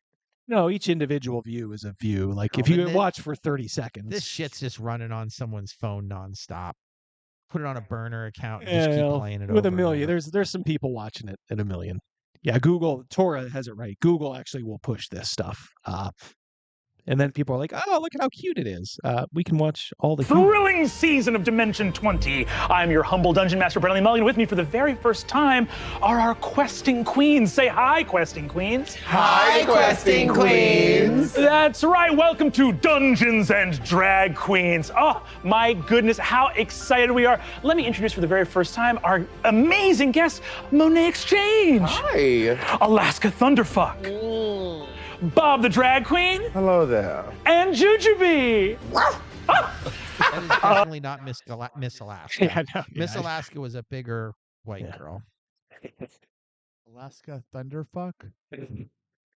I have things to say, but I'm not going to say it. But this is like, it kind of just shows like the modern sensibility is. It's not about your individuality through your character. It's your individuality at the table. That's why things like safety tools and that are kind of a bit of a problem, because it's more about the person outside than inside, so to speak. Yeah, this has nothing to do with like role playing in D&D. This is about them just being drag queens and playing a game. We're getting this started off in exactly the right tone. We couldn't be more excited to have you all here at Dimension 20 for this tale of adventurers, heroes, and the underworld. 4 such heroes now journey along the gallows road. These travelers, having met just a few nights before at a tavern called the Fish Tank, where after a massive brawl broke out, the 4 of them realized that each of them had their at a bar called Manholes. Velvet Spike. Glory windmills. Glory holes. At Manholes. Best where attire you catch all is the glory. Justin has it. Yes, best of times. Yeah. Yes, thank you. Reno Hightower. That's a pretty good movie, actually. I actually kind of like that one even a little bit more than Wildcats. Disbelieve, disbelieve, disbelieve. So there we go. Blue Oyster. The Blue Own reasons for journeying to the Temple of Wraiths and a fabled, legendary entrance to the underworld itself. Their reasons for their journey are their own, but together they stand a greater chance of braving the perils of the realms beyond. He was on the first hour. If you wanted to go back and watch, Yeah, you can catch up with it later, absolutely, Mike. Yep. Venger is on a strict time limit with Mrs. Venger, so we had him for Trust an me, hour. it showed in the video. And there's nothing wrong with that. It showed right at the 1 hour mark. Trust me, it was evident. Yeah, it's like in a bar when they turn the lights on. It's 2 a.m. or whenever they legally have to close. It'll be in case there are any new folks coming in. VengerCon is next July 19th, 20th, and 21st, and I will be there. So will Mrs. D, and so will Rogan. I will be there. Right, yeah. We're going to make the pilgrimage up to VengerCon next year. So I hope some of you guys, if you're within striking distance. It's about 6 hours from in our radius. So no, 9 hours. Oh, 9 hours. 9 hours, yeah. Oh, it was 6 hours from Eric's Eric radius. said it was 6 hours, yeah. So I don't know. You want to meet up with like-minded gamers and just hang out and have a good time? We could play games, sit around. They sell beer and drink. steak in Madison. That's right, yeah. We'll find a nice steakhouse too. Go out, get something. That shit is something that I'm interested in. I'm just concerned with next summer's busy. Yeah. We got you have every right. Well, we got Gen Con's the week after. We got a graduation party we haven't planned yet, but we have to work around other dates. We have a very close family friend who's getting married at the beginning of June, correct? So That's we correct. have a busy summer. Yeah. We'll have we have 4 graduation parties that we are required to be at next year. So busy. Next year is a busy. Beyond. I got two. Yeah. I have 2 boys that are graduating as well. Yeah. Next summer is a busy summer. All right. We'll see. All right. Anyway, Without further ado, this. I invite all of you to envision Alaska the Thunder. realm of Kelvorda. Tall mountains framed in shadow, with thick mist of lavender and indigo hue. As night falls, distant howls of wolves, or perhaps creatures stranger still, can be heard. The mountains of shadow rise, ancient and glooming, like faceless gods of old, that gaze imperiously down on the gallows. Yeah, I was just gonna say that, John. They all start the same. It's like. It's why it's like weird. It's like a whole different branch of the tree. Like you've seen some, hopefully, maybe have seen some of our live plays that I did. I threw about 8 of them out there, and just remember the way it is. All right, guys, remember where we started. I want voices you guys are from here. now on. Double D. Fog machines. What's? Yep. Yeah, it's like Shakespeare. Lo and behold, you find yourselves at the pit of despair. Maybe Gavin can do it. Yeah. He Acting. Yeah, there we go. John Lovitz, right? Yep. Mhm. Acting. Acting. We picked it up there, Meat. You didn't think we'd miss that. All right. Road. Love the gays. You see before you the Gallows Road, a long and ancient highway bounded on either side by tall grass and sinister trees in a forest primeval. Sinister trees. The woods. Remember on In Living Color when they would do Men on Film? Yes. That's exactly the vibe that I'm getting right now. Cal wants to watch the Bobert footage again as a palate cleanser. I agree. Yeah. Yeah. Snake Oil Sean wants to know, did they introduce their characters yet? Nope. Characters? They are characters. Yeah, they are characters. Yeah, they're drag queens. Surly Unicorn, you are exactly right. Two Two snaps snaps. and a Mhm. twist. Yep. Absolutely. Have stood here long as the age of empire fell into disrepair some time ago. These lands have become wilder with monsters and bandits afoot.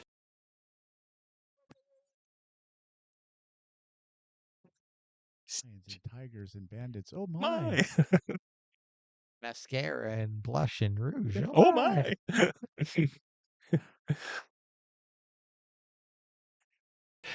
The long road from Darktide approaches the village of Greeley, a humble hamlet at the foot of Mount Basira, a mountain depicted here in front of the board with the Temple of Wraiths atop it, the temple to a long-forgotten goddess of death, is said to contain an entrance to the underworld. It's kind of strange because, like, if Oh, the irony. yeah, him and I don't see Bleeker here, so he stepped up and he took the mantle of class clown. It's like when they would put like movies like Mazes and Monsters, like Mazes and Monsters. Like here's how you play this game, and they would, like, the DM would like almost do some of this. It wasn't as elaborate, but it would be, like this, this soliloquy that goes on for like minutes and minutes. And it's not the way, as we all know, it's not the way the game is played. It sets up for disappointment as the players go in and start doing their thing. The players are going to be disappointed. The people watching are disappointed. I'm disappointed. Yep. It's like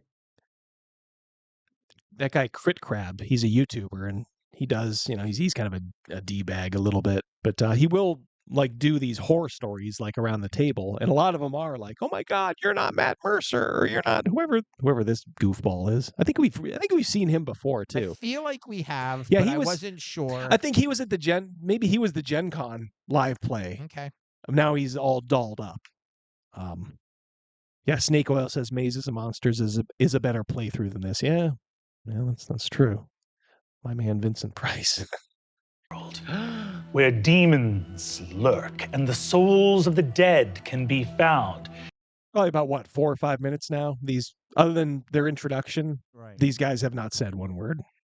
And they are guys. And somewhere in legends long lost, the goddess of death sits atop an ancient throne, willing to grant boons to those travelers and heroes brave enough to find her lost kingdom. What's boons? What's boons? A boon is a whip. Someone validated that double D. Mm-hmm. Yeah. Okay. Yeah, the Jack T trick.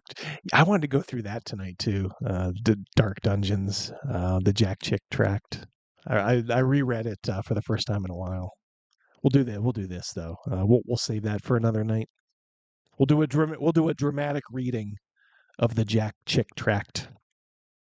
Maybe we can get Mrs. D down here for that because there's so many women in it. Yeah. Do you Black know who Legion. is a good reader? Stern's ex-wife. Oh yeah. She was a good reader. Remember, she did was. something for a Star Wars game where she introduced something. Yeah, he conned her into that.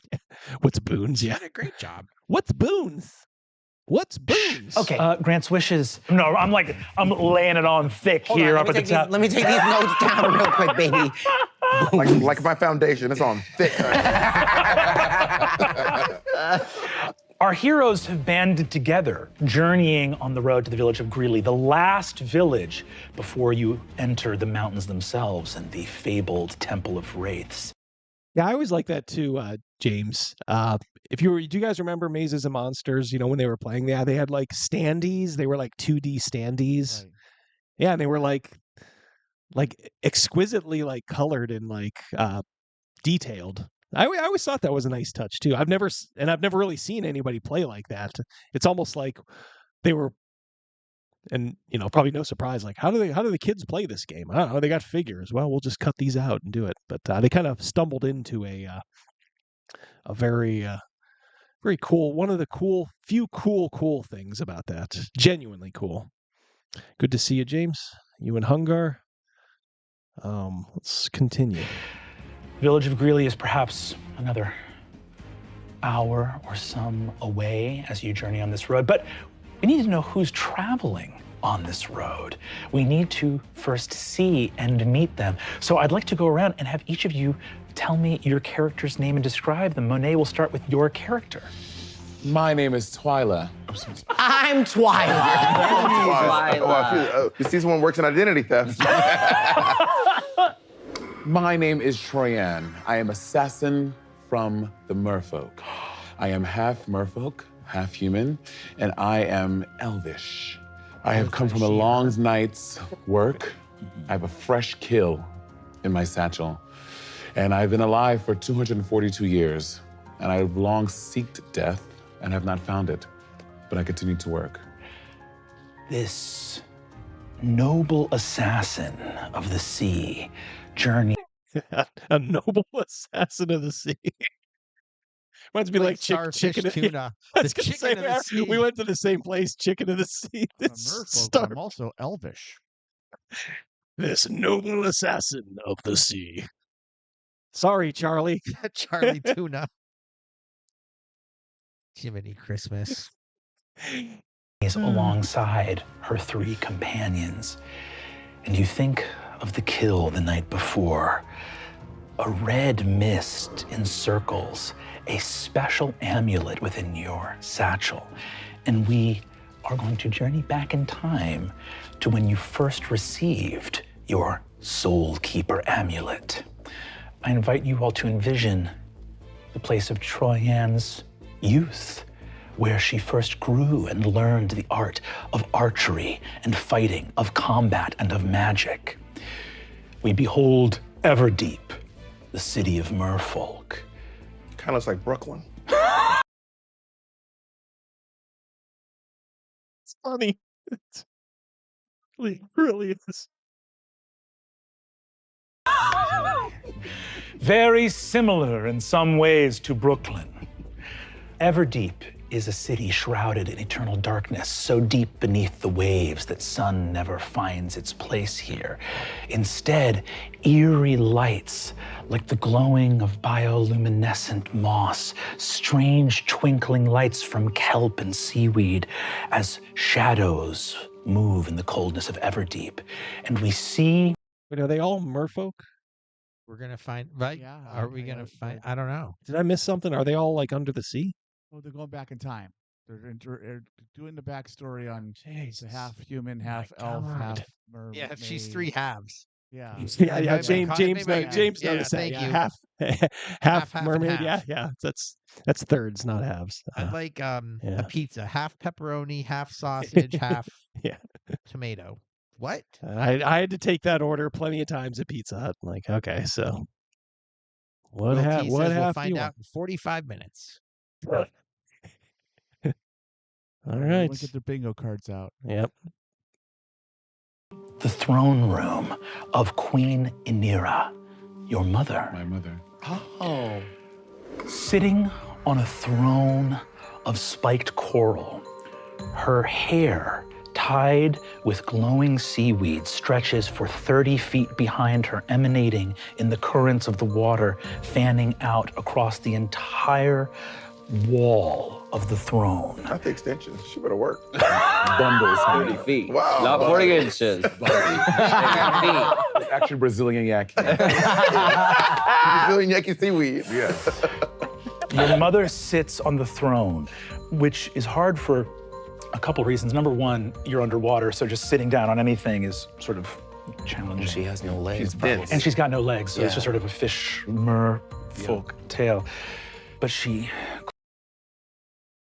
I don't know if you guys knew this, but somebody outed Ginny D in the comments of my video on her. Outed what? They said, I'm going to guess it was a she, like a woman. And she's like, I am so glad somebody is talking about this woman. And she said, she came into the mermaid community probably about, I don't know how long it was, like 7 or 8 years ago. And in big bold letters, this woman said, she was so mean. Oh, really? Yeah. Just like, huh. Hey, I caught some of last week's live stream. I heard there was a rumor that I was on the Ginny D show. Oh, yeah. I'm here to say that that is false. I was not on her show. I was at a volleyball game. Crafty Matt, hold on 1 second. I wanted to. Yeah, Crafty Matt. I can't find the comment, but our old friend Crafty Matt, I want to say hi to. Dude, Diversity and Dragons, what is this alphabet soup you are throwing up on the screen? Well, Matt, this is Dungeons and Drag Queens. We're all inclusive here. Yeah, we are all inclusive, so we are going to punish. I mean, we're going to watch this, and you guys can watch along with us. Hey, look, we're still at about the same viewers as before. We're strong as ever, so you guys obviously must want to watch this. Claws her bejeweled hands into the armrests of the throne. Encrusted in pearls and... What about that Ginny D thing? This woman said, yeah, she tried to do a semi-nude mermaid thing. I mean, I guess mermaiding is like cosplay, just mermaids. You know, it's like a real specific sect of it. It is very easy to find her picture that she's talking about. And they were kind of like, I guess the mermaid community was like, please don't do this. You know, we don't want to be sexualized and objectified. But I guess she was just not having any of it. Ginny D's like, I'll do what I damn well want, you know? So apparently she was in and out of the mermaid community, like just for a quick spell. If you just don't leave the chat, don't leave the stream, but Ginny D live stream. Yeah, she has her. Yeah, she has her. Yeah, well. She has her hair covering her naughty bits. Diamonds. Of course, naturally. Well, yeah, everybody just unclasps and removes an amulet from her neck. Gems tied. Oh, hold on. We got some A material here. How can she sell the photos on OnlyFin if she doesn't do this sexy? Very good, John. OnlyFin, I love it. OnlyFins. OnlyFin. You know who's on OnlyFans now? Drea De Matteo from. Oh, wow. 51. She is in Who that is? Sopranos. Sopranos. She was in Sons. She had a big role in Sons of Anarchy. Daughter? Sopranos? No, that's Meadow. Yeah, no, she was the kind of glitzy, you know, kind of dolled up. She played an Italian. Yeah. Stereotype. Jersey girl. Yeah. But she was Christopher's fiance. Yeah, she kind of got canceled because she was starting to question about the whole COVID thing, and she was like, "What the hell's going on here?" And that was enough. So she's like, "Screw it." She's like, "I'm 51. I still look okay." She's like, "I'm gonna go on OnlyFans." She's like, "I'm gonna do like a show." She's like, "I'll essentially put some sexy stuff out there. You know, not like lewd, but you know, like tasteful." You think about The Sopranos? That show was like 30 years ago almost. Yeah, coming up on 99, right? Yeah. All right. I know you guys are saying, Double D, get this going. Hide in a deep, dark ocean grass containing polyhedral gems scratched with time. This artifact is ancient beyond words. And you see that these gems, for now, are empty. She looks at you, her daughter. Troyan, my daughter, you have completed your training in the art of our court's assassins. You have fared better than I thought you could. We have not spoken in some time of your father. A warrior of the land, very few of which have ever made their way to Everdeep. The heroism that brought him here, I see living within you. I am proud of you, daughter. Thank you, Mother. Queen sounds like Liam Neeson. I have a very particular set of skills, my daughter. I will find you. I will find you. I will kill you. You have many gifts. Gifts to walk on land and to swim in the wide sea. But with these gifts comes a terrible burden. What is that? Everdeep is dying, Troyan. Our way of life at the beck and call of ancient things that live even deeper still beneath the waves. I know long you have... Hal retracted this message. He said he looked like Liam Neeson. And then he retracted it. Did you type that out, Cal, and go, I don't really look like Liam Neeson. I can't I can't let the world know that. Oh, there it is. Okay, it's back. Will T is heading out. Good night, Will. Good night, Will. Peace. Wondered what this amulet of mine is for. Oddly enough, Cal, when I was a younger, more handsome man, there were some people who said for a while that I look like Liam Neeson too. I think it's because my nose is effed up. I think his is a little bit too. I wish my wang was as big as Liam Neeson's, but it is not. If any of you have ever seen some of those videos, oof, he's packing a howitzer. Yeah, a halberd, shall we say. I was wondering what that was about. Yeah, I know it's sort of sometimes it's partially red and sometimes it's not purple. red. I'm like, what does it do though? Yeah, I know. It's I'm canny about it. I should probably be more open. Do we not talk like this enough? We don't. I'm so sorry. Yeah, That's on me. Because cousin Jacynthia said it was from the pawn shop on the land. I'm so sorry. That's my bad. We'll fight you. We'll fight you.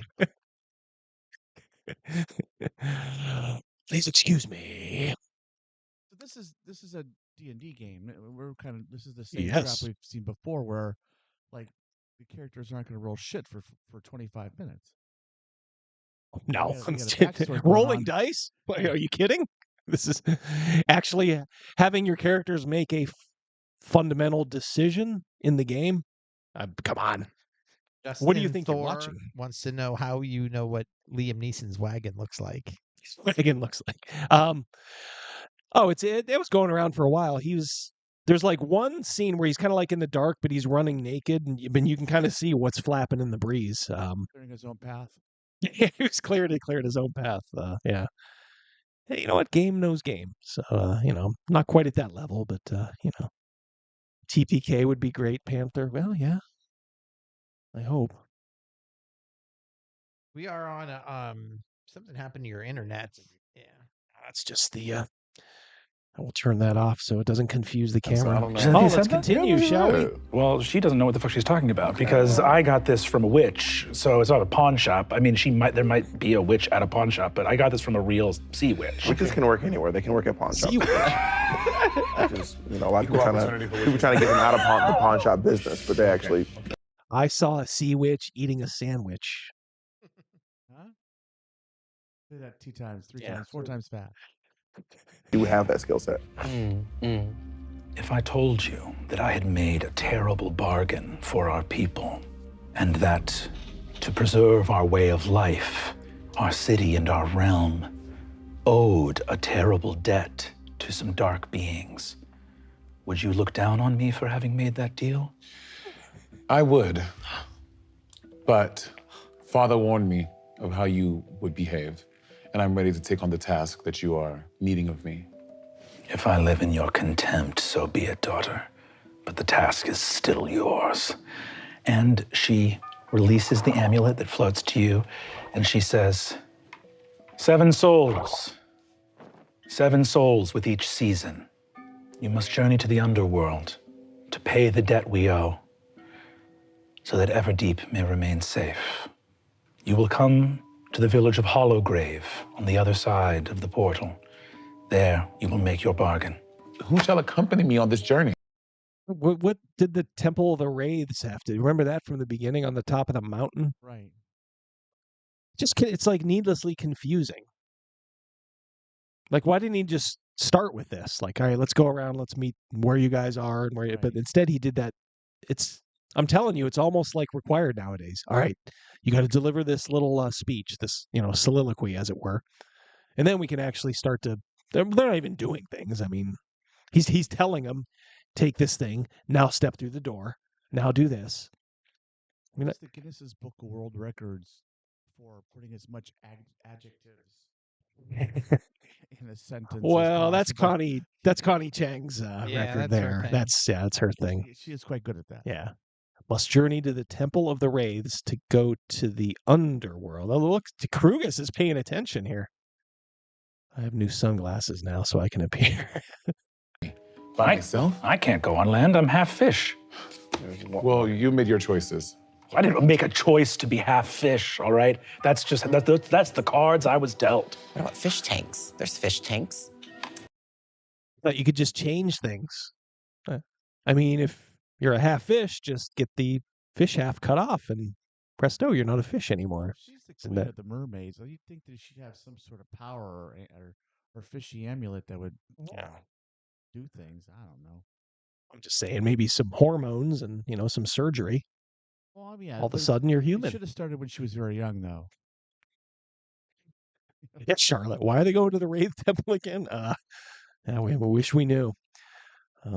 Some good DMing here. It might be hard. You might have to go and find some friends. Oh. It's probably going to be hard for her to do that, too. Go find some friends, Troyan. You're very charming. I'm sure you'll make them right away. I'll do what I must.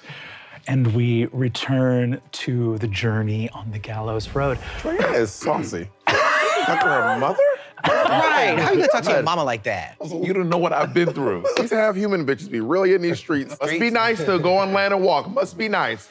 Up where they walk, up where they run. I like Ariel to stay all gave- day in the sun. You know what Ariel okay? would give to walk 1K? Her voice. And indeed, who would Troyan find to accompany her? And who else would be brave enough to face the perils of a journey to the underworld? Well, I have in mind some heroes who may in fact be brave enough. Alaska, would you go ahead and describe your character and give us your character's name?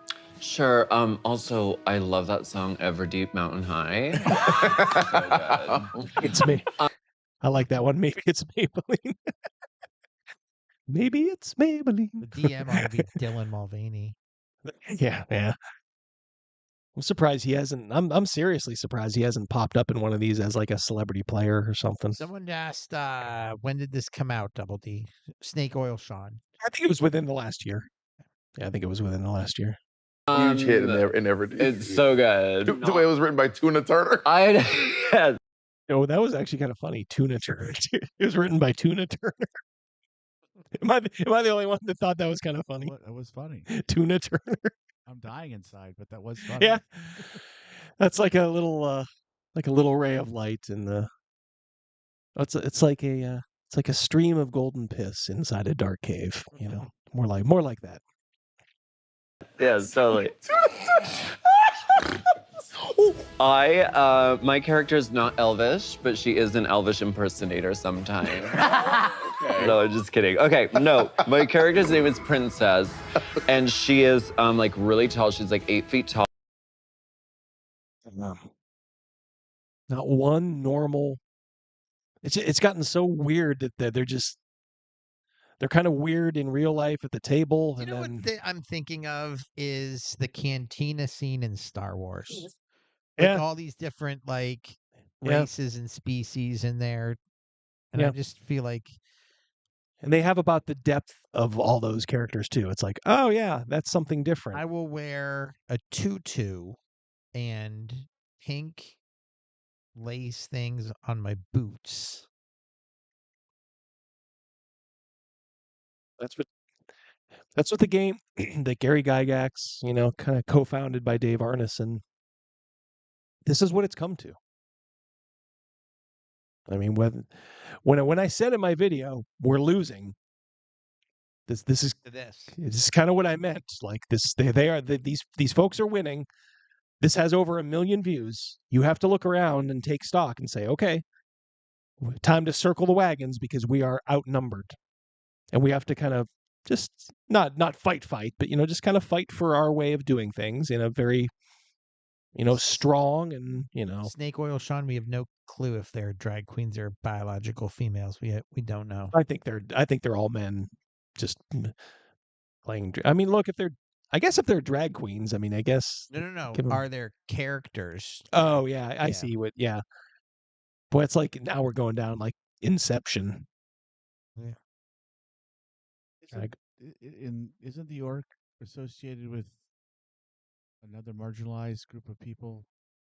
Isn't that what the new woke community is saying? We can't do orcs anymore? Or is this acceptable? Good question. Well, yeah, how can this get 1 million views and Radiant City will only get 25K in sales? Something doesn't add up. There's a clash of two different cultures here. I think people maybe just like just putting this on in the background maybe, and even normies, because look, to get 1 million views, you get there's some normies tuning into this. Maybe they just think like, whatever. It's fun, and look, 10 years ago we went to a drag show, right? Yeah. Before all this craziness, and it was like, yeah, we were out drinking and like, all right, let's go. We We were knew with one people. of the performers. Yeah, we knew one of the performers, and this is before it was just turned into just craziness. So maybe they're still kind of stuck in that kind of mindset, like, what's the harm, Well, if you think about it, I mean, these people have a following, in their world. Maybe these are popular drag queens. I don't know. But so their friends probably watched it once or twice or whatever, but no one of their friends bought the game. Yeah. I mean, these guys don't even have the game. Look, Google pushed it out. Yeah, and these guys don't even have the game. If you went and saw Alaska Thunderfuck in real life, like, so impressed you remembered his true name, and just all of a sudden we're like, hey, how's that game? Whatever game they're playing, I don't even fucking know. But he'd be like, oh, we don't have that. They just put us on there. Yeah. So yeah, this isn't even their target audience. It's not if real we went play, down, but Double D, if we went down to the bar that we went and watched that show 10 years ago and asked any of them, do you guys play D&D? Yeah. Bitch, what you talking about? Yeah, no way. Yep. And she's an orc barbarian.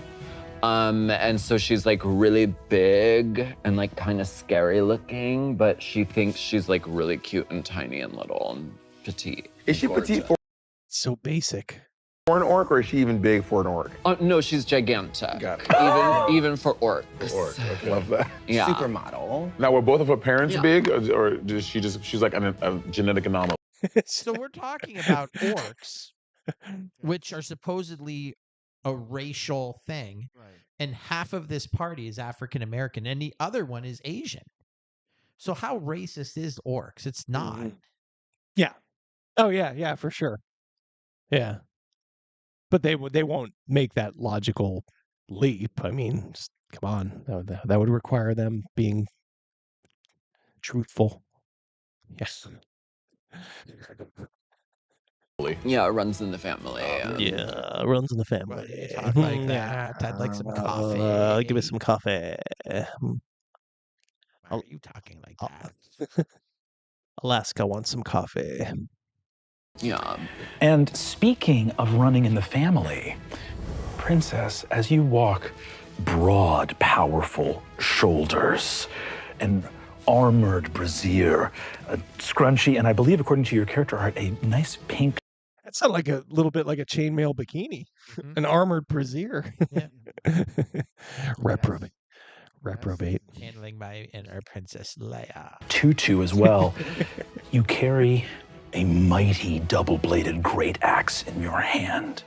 Your family have all been tall and great and mighty, which makes the horror of the last night you remember, where you saw them alive. I invite you all to envision a scene in Princess's past as well, where we see Castle Ravenspear, the ancestor.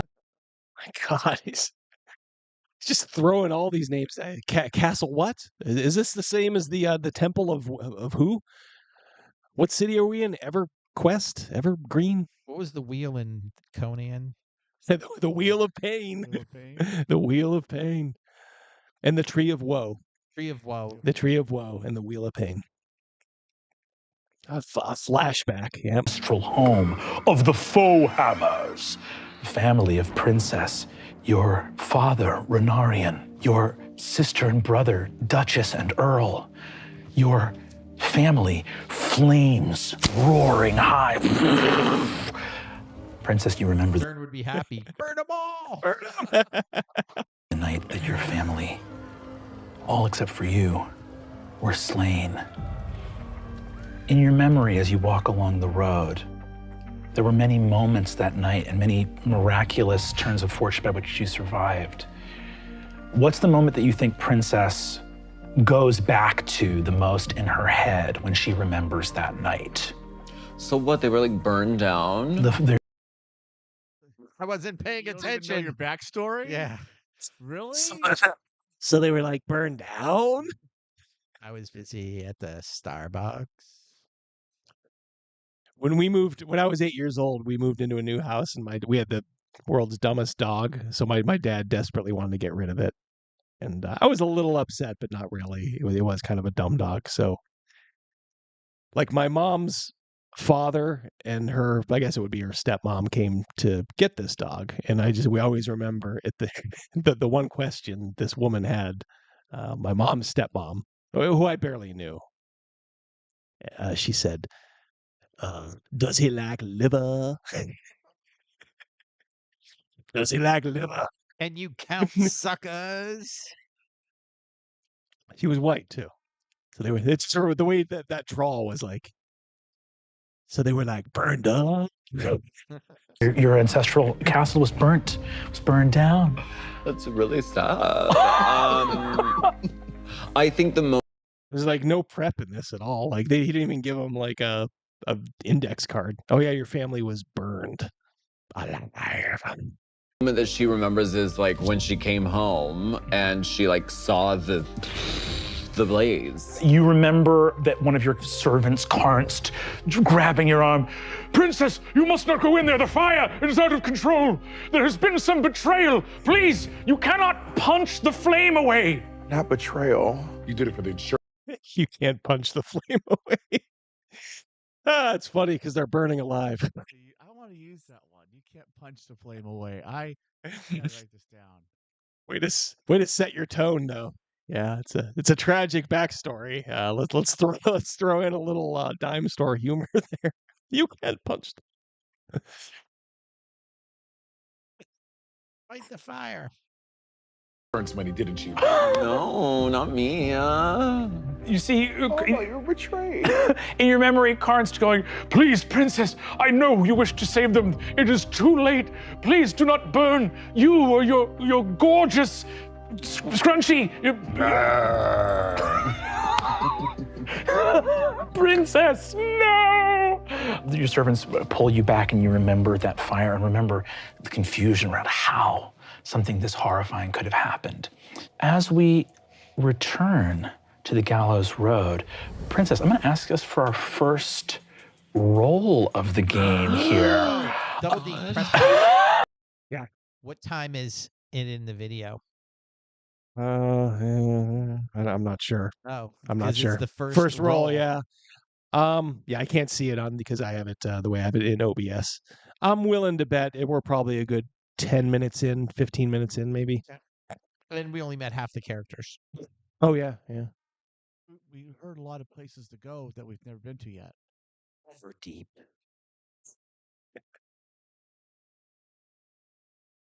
Yeah, this Thraxis says this video has more than twice the views of any of the channel's other videos. This definitely hit outside the normal live play watch community. Yeah, I think it's just a lot of normies are like, oh, look, there's just some fabulous drag queens like RuPaul playing D&D. And they probably threw it on. And honestly, I think you just need 30 seconds for a view. So I think there were a lot of people who tuned in maybe up to this point were like, oh, yeah, that's fine. There's nothing wrong with this. And then just turn it off. I mean, look, we're very critical because we play this game. And they're actually not playing the game. But, I don't know, maybe the normies just were here for the fabulousness. Well, shall we see what the first roll is at least? Yeah. So exciting. Yeah. Princess, if you would take your D20, which is the one on the farthest to your left. Okay. And I'd love you to... You had to explain. You were right there, Crazy Mouse. Yeah, these people have no idea how to play. That's the one on your right. Roll that, and you're going to roll a perception check for me. Okay. Perception is one of your skills on your list of skills, and there's a number that you're going to add to whatever you roll on the die. Okay. Perception. Mm-hmm. Will you blow on it? What do I say, perception? This is good luck. Okay, it's the first roll. Okay.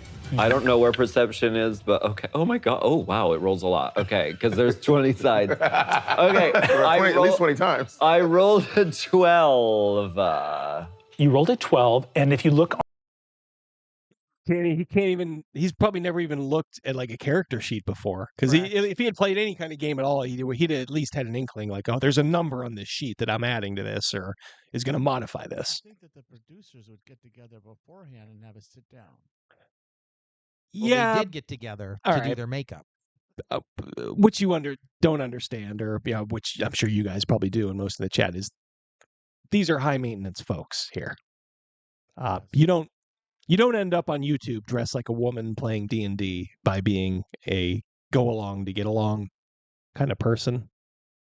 I mean, hey, look, I guess it quote unquote paid off for him here. But yeah, these guys they're not. This is far out of their lane. on your character sheet, you'll be able to see on that list of skills to the far left, there's all those little words. Perception is towards... all those words. It's all those words. Somebody says, just give me the fucking paper. It begins with P and ends with Eption. Well, you know what, too? It's like, it's bad planning again, because he should just have copies of their sheets. Right.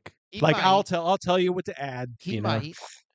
You know, he as a backup, they're going to try to figure this out. But as of currently, where you paused it, those two haven't done anything. So I don't know what they're looking for to add. Maybe they think that everyone has the same perception, so they can help her find the number. I mean, it's hard to quicker. it's hard to figure out. The middle, and plus 5. So 12 plus 5 is 17. That's a pretty high roll. Princess, as you gather on the road, your barbarian senses activate. You smell fire, but almost a familiar fire. Meat thinks this is Bud from Married with Children. Well, Alaska Thunderfuck? No, or I the think DM? he probably means the DM. Oh my lord. Something triggers that memory in your head, and you smell something like a type of smoke. When buildings burn, it smells terrible most of the time, right? There's like a lot of things in there that are non-organic that are burning. But there's a smell that you remember from the night that burns, something almost pleasant that made the memory even a little more horrifying. A smell of cedar burning, and you smell that now. Oh no. Oh no. Oh no. Like that. I have to roll my dice again. That's like the same people who burned my family up are around and doing it to somebody else. I think that occurs to Princess in this moment. Perception. I'll give him credit for that. That was actually kind of funny. That was kind of Why funny. is she wearing a house coat? Yeah, that's a good question. And it smells like it's coming from the direction that you were traveling. So you have a sudden sense of, ooh, there's maybe some mystery there in the village of Greeley. Okay. As you continue down the road, Bob, could you please give us your character name and describe your character? Yes, her name is Gertrude. Gertrude is a bit of a loner. She has, ever since her family cast her aside for being far too powerful, they were afraid of what kind of power she might wield, so they asked her.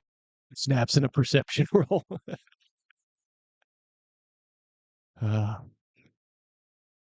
Eric C has a question for you, Double D. Oh yeah, I see. Hey, you get the most atrocious live play you can find, and we all endure the whole thing together. Ooh, I don't know. Yeah, maybe. Well, yeah, we'll do an on the road impromptu live stream from Venger Con. Travis says that she was from Mama's family. Mama's family. That is correct, Mark C. It is Brennan Lee Mulligan. Earning extra duty pay today. To go live alone in the woods, and she did as she was told. She's a very, very powerful sorceress. She spends her time studying, reading, learning how to be magical, and she has an inherent magical capability. She's also an incredibly dapper dresser. She's always always dressed like she's going somewhere nice. She doesn't have a lot of clothes, but the ones she has, they're very, very nice. She's also been around for a very, very long time. She's a bit sardonic because of it. I think I'm using the right word. She's a little bit jaded, if anything. She's kind of over it all by now. Her hair has now completely whitened because of her age. It went from black to gray, and now it is just picture. Yeah, I was wondering that. Yeah, she don't get a picture. just completely white. Her skin has darkened to literally black, so there's a stark contrast. Oh, there we go. But she's still just making you wait for it. Does she have horns? I'm trying to look at the picture. She's not human again, right? No more humans. Or, Oh, are you kidding me? Nope. Does she have like a black hole there? Doesn't that look like a singularity or something? little universe. Little universe. She got the whole world in her hands. It's hard to find a size 15 and 3-inch heels, says Travis. I wouldn't know. Yep. Yeah, you're definitely ordering online for that. Yeah, Ye old Google. Or ye old Amazon, I mean. Yeah. Tom McCann is not going to have those in stock. Buster Brown is not going to have those. maintains keeping up her appearances because when she does venture into the world, she still wants to be respected. Now tell us about your D&D character.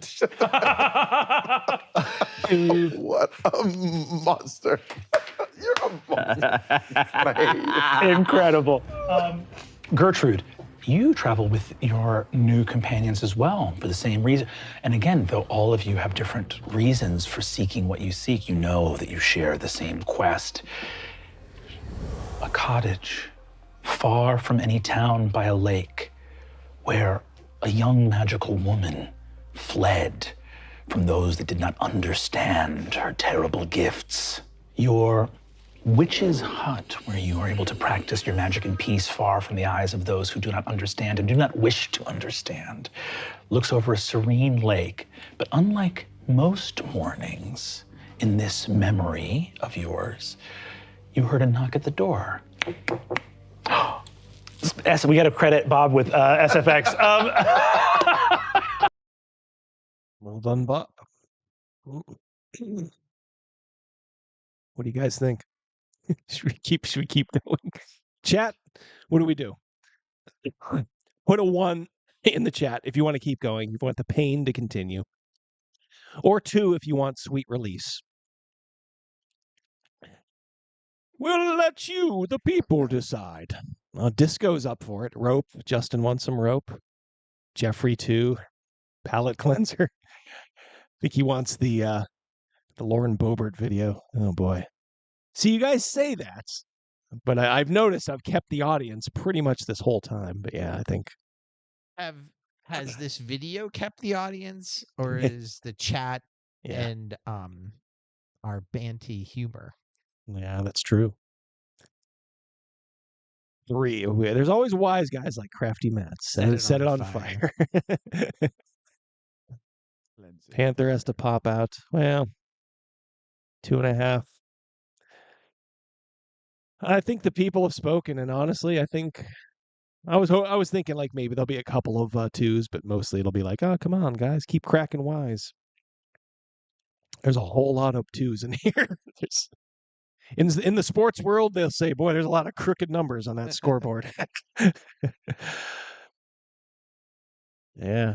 I don't know if I can justify it. We got a couple 3s. Yeah. Oh, my gosh, holy Lord, cow. look at that. So he's throwing 2s in there for everyone that hasn't showed up. Yep. I think so. All right, Jeff, do you have hey, I'm a 2 as well. However, Jeff, do you have any idea what you would want to do next? We're opening it up to you. Yeah. What do you want? We got a 10.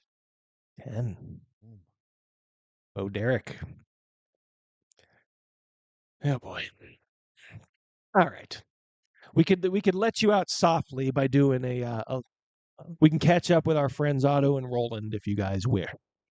Do Do 10 minutes of that. There was the Kruger's room blade. Do you have that picture? I don't. I'll reveal that. That'll be next week. Yeah, we'll do that. I need to get like a shelf and all that for that. Get some proper lighting. I've been remiss on that front. All right. So metal. All right. I tell you what. For now, for most of you, you're probably, well, I don't want to say for most of you, but a lot of you, may want to kick off here because we're going to catch up maybe with our friends Roland and Otto. Do a little quick, probably 10 or 15 minutes. Advance the story a little in any way they wish to, and do a little Dragonbane live play. Yeah, we are. Scott Garibay videos. There's like 3 people that mention him. Garibay. Put hot sauce on taco. I'm gonna wait a little bit longer. Yeah. So, let me go over. So if you guys want to stick around just for about 10 or 15 more minutes, this is like the the after show almost as we do this. I know it's not for everybody, but if you want to hang around, please do. I'm gonna head over to that screen here. Ba-ba-ba-ba. Ba-ba-ba-ba.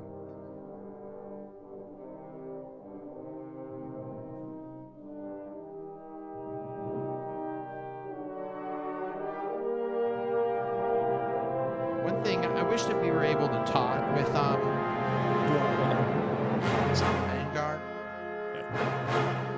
One second.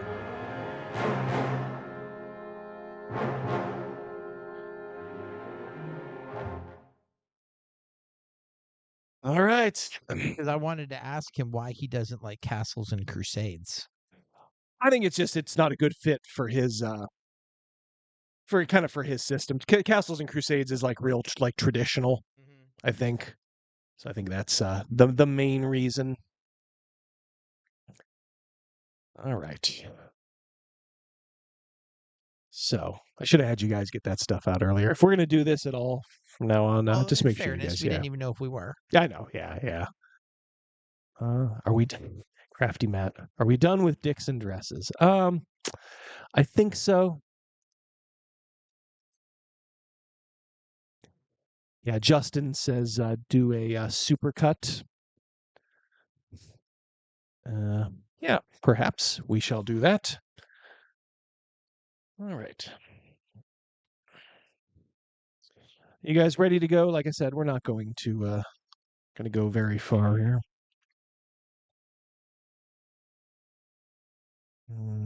Put this on.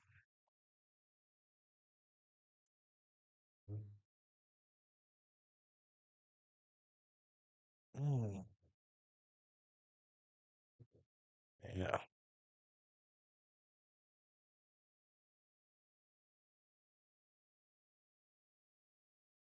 Eric C's making dinner. Oh, nice. Eric C. Right. What kind of sandwich? You guys ready? Ready. Okay. All right. So, you guys can see that. Last time, the boys, after escaping from I was going to say escaping from a prison car for a crime they didn't commit. I guess you guys did commit your crimes, right? We've done some misdemeanors. Yeah, you did some misdemeanors, but you got busted out by someone you were in the paddy wagon with. And then we committed a big crime. Then you committed some crimes, yeah. Yeah, you helped his men kind of take care of the guards and all that stuff. And Roland, I should say, you put it right here. I don't even care how it looks. You actually killed a guard in cold blood, did you not? I reluctantly had to make a decision. Oh, reluctantly. Come on. You did it. I did it, absolutely. It was them or us. For a crime they didn't intend to get caught for. That's right. Yep. So you got busted out by a guy named Eric. A man named Eric. Double D, hold on a second. I'll tell you what. You guys talk. I don't want this lost in the chat. I'm trying to find it.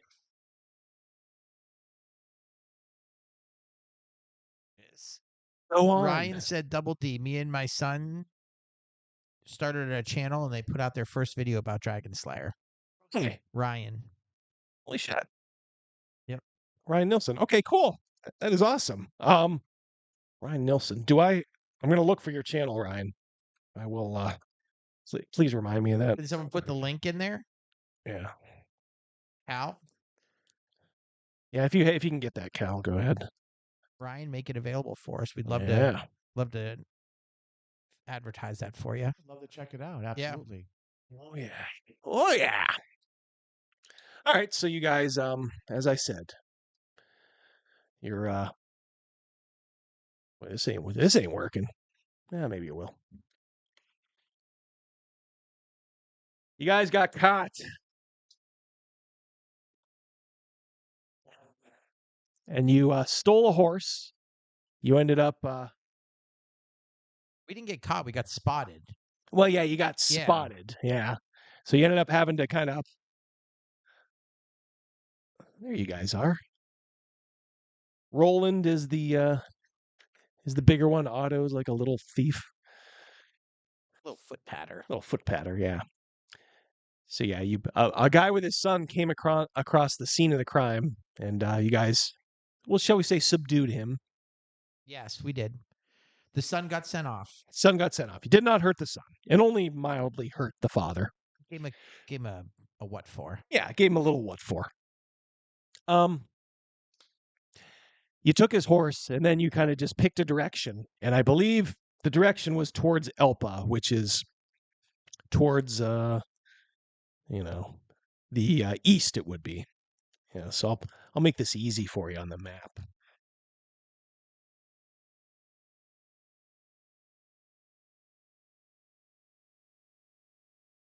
There you go. There's the directions.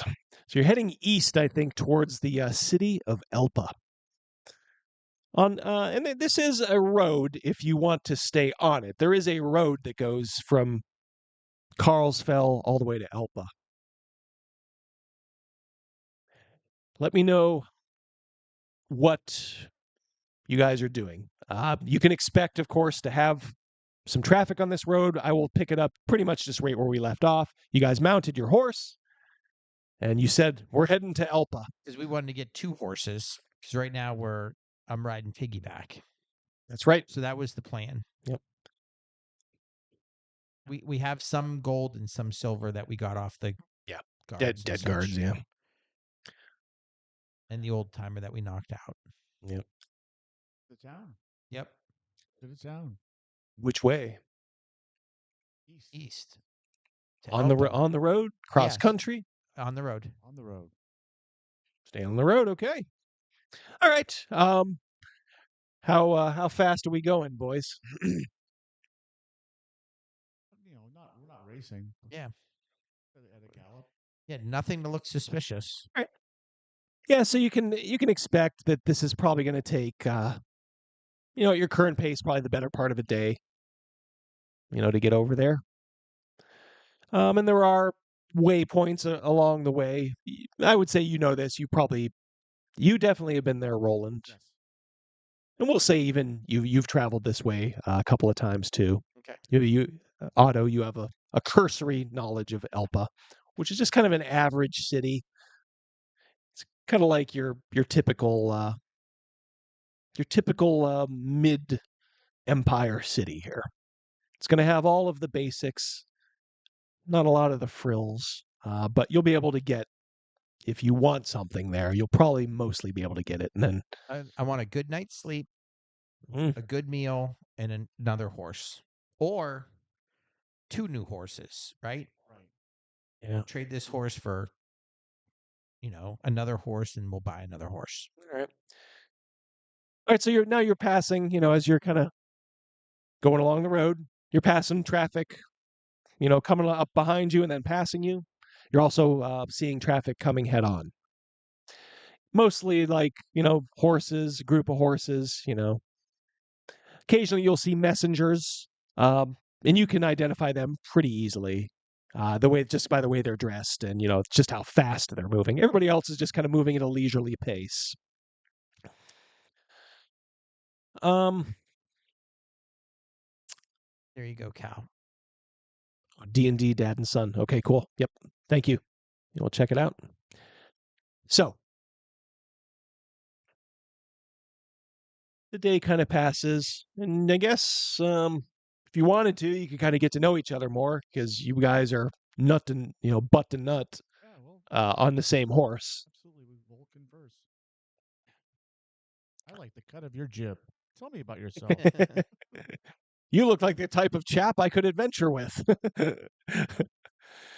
What do you say we get into some capers? All right, so it's been kind of like the traffic and normal stuff you'd expect. I'm not going to, illuminate every person you pass. The first thing, maybe after 3 or 4 hours on the road, you see a wagon that's lost its wheel up ahead, and you see a bunch of people like trying to change it, trying to fix it. Do we have blood all over us?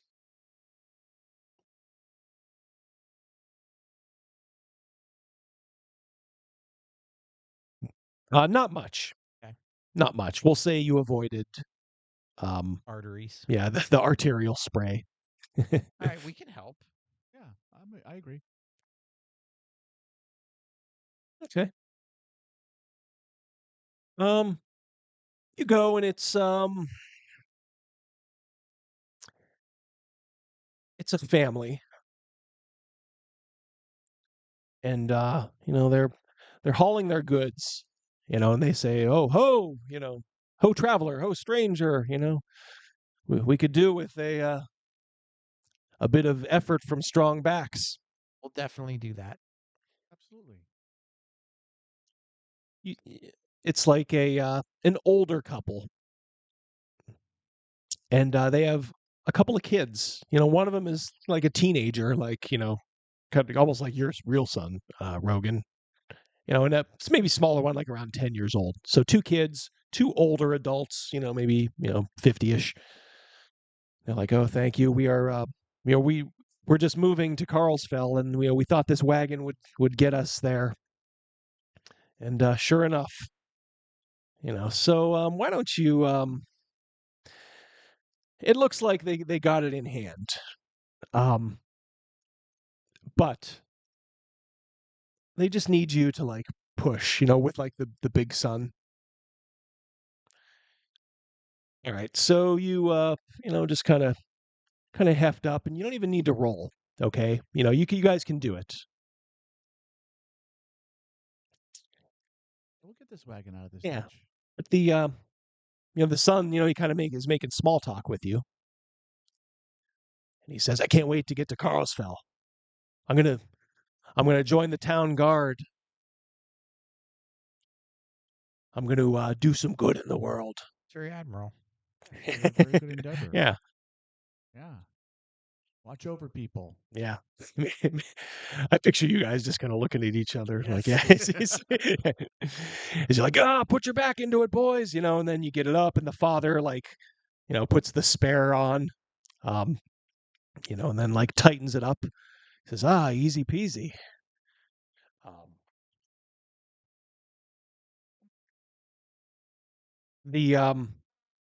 The couple says, "Thank you so much. So many people didn't stop.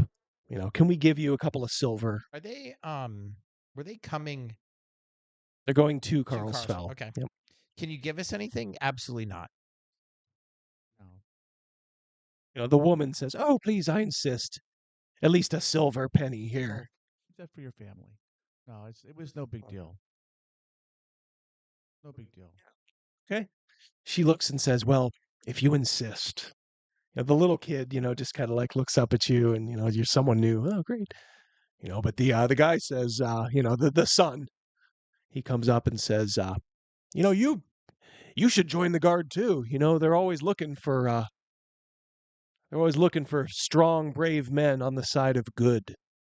I have to say that certainly has crossed my mind, but unfortunately, I have some other urgent business to take care of for a while, and who knows? You know, it'd be nice to learn how to swing a sword and protect a community. I think it's All right. it's a noble endeavor. I'll put my hand on his shoulder and give him a, you know, kind of a pat there, and we'll make up a story that we're from somewhere else.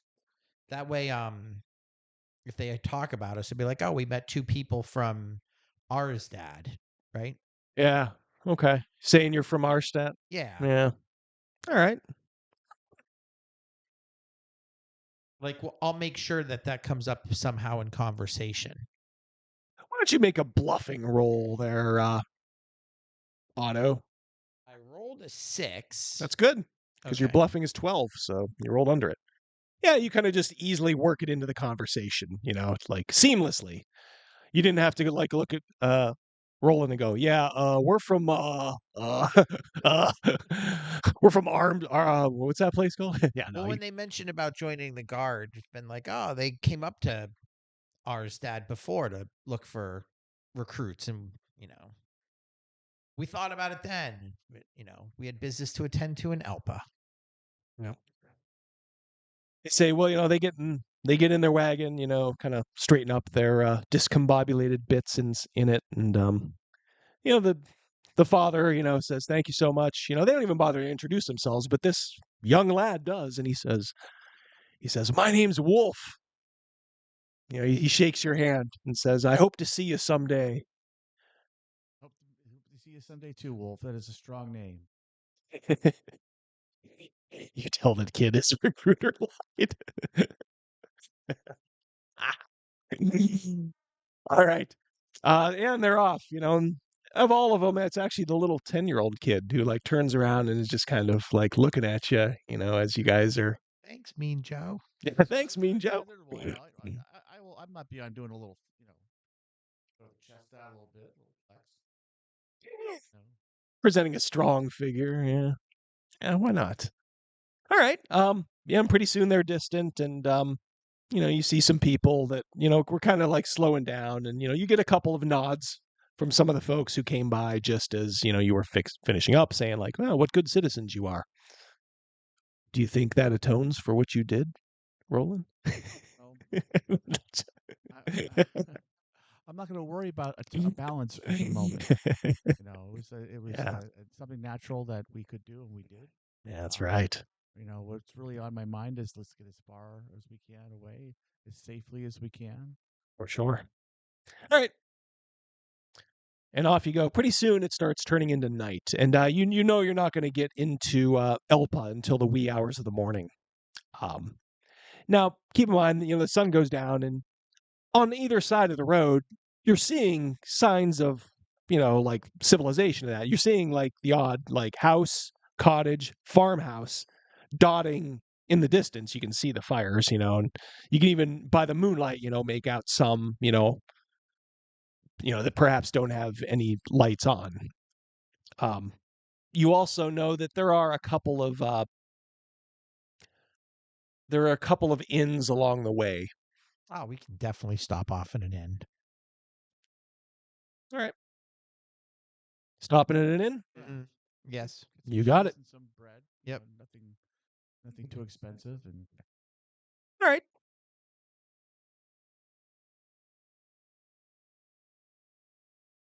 There's one inn. The Prancing Pony. The Prancing Pony. There's one inn that you have maybe been, especially you, Roland, just because you've been this way a little bit more, that you sort of trust, and it's called Signy's. Absolutely. Signy's Inn. I will recommend it. Okay.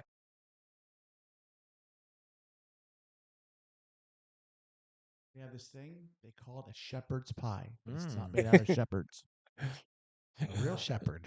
They have an onion there that blooms. Right. It is the greatest gift God ever gave us. There's this sauce that is just Awesome. magnificent. From the office. Awesome sauce. All right, so yeah, you pull over and it's off a little bit, just it's not right on the road, but you kind of know where it is and you can see the lights. And it is pretty packed, I would say. Now this place does have rooms as well, if you were inclined to do that. So there's a place you can tie your horse up. And outside you can see a young couple, probably in the late teens, kissing in the moonlight. What's a hurtful pang in my heart? I bet it does. I bet it does. They see you guys and they kind of look bashful and then just kind of go back to holding hands and then start to walk. And they walk by you and nod their heads, we're all friendly like.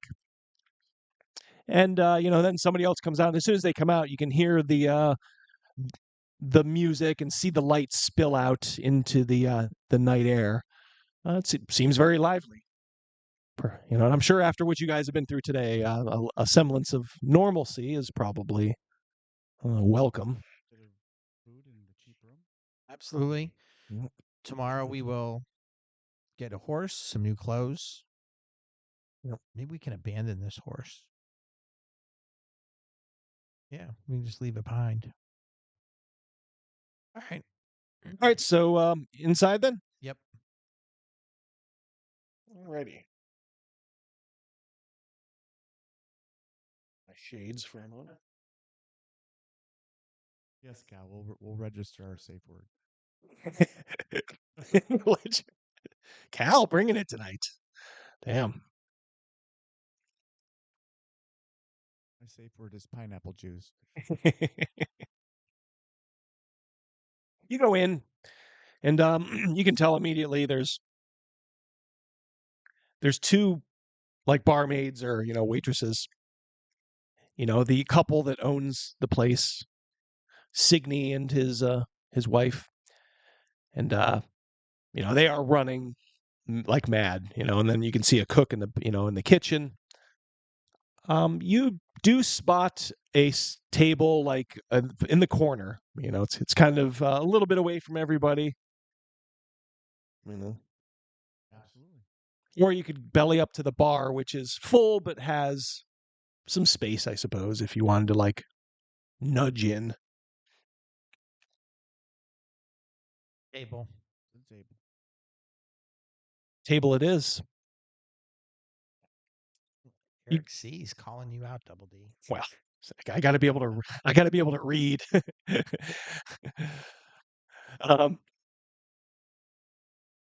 You get over there, and the first thing you smell is, I think I know why this table is not well traveled. You can smell the subtle smell of urine over in the corner, as if people have relieved themselves under this table. We can leave the table and go to the bar. Oh no, I'm not. I'm saying you'll get service there. I'm just saying there's the subtle smell of piss.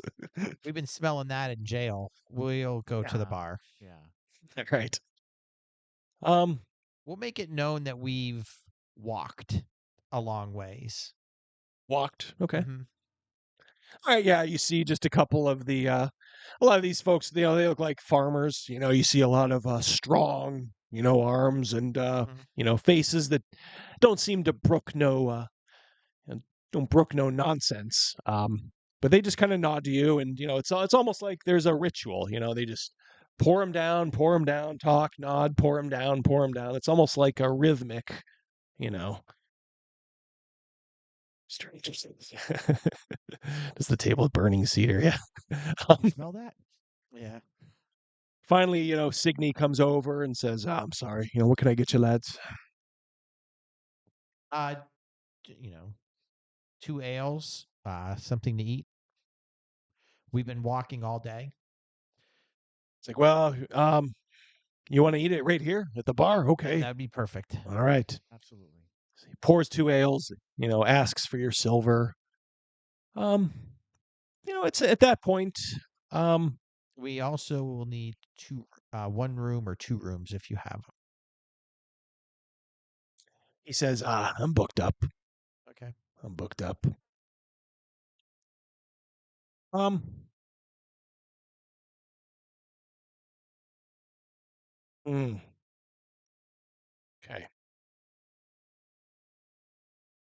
All right.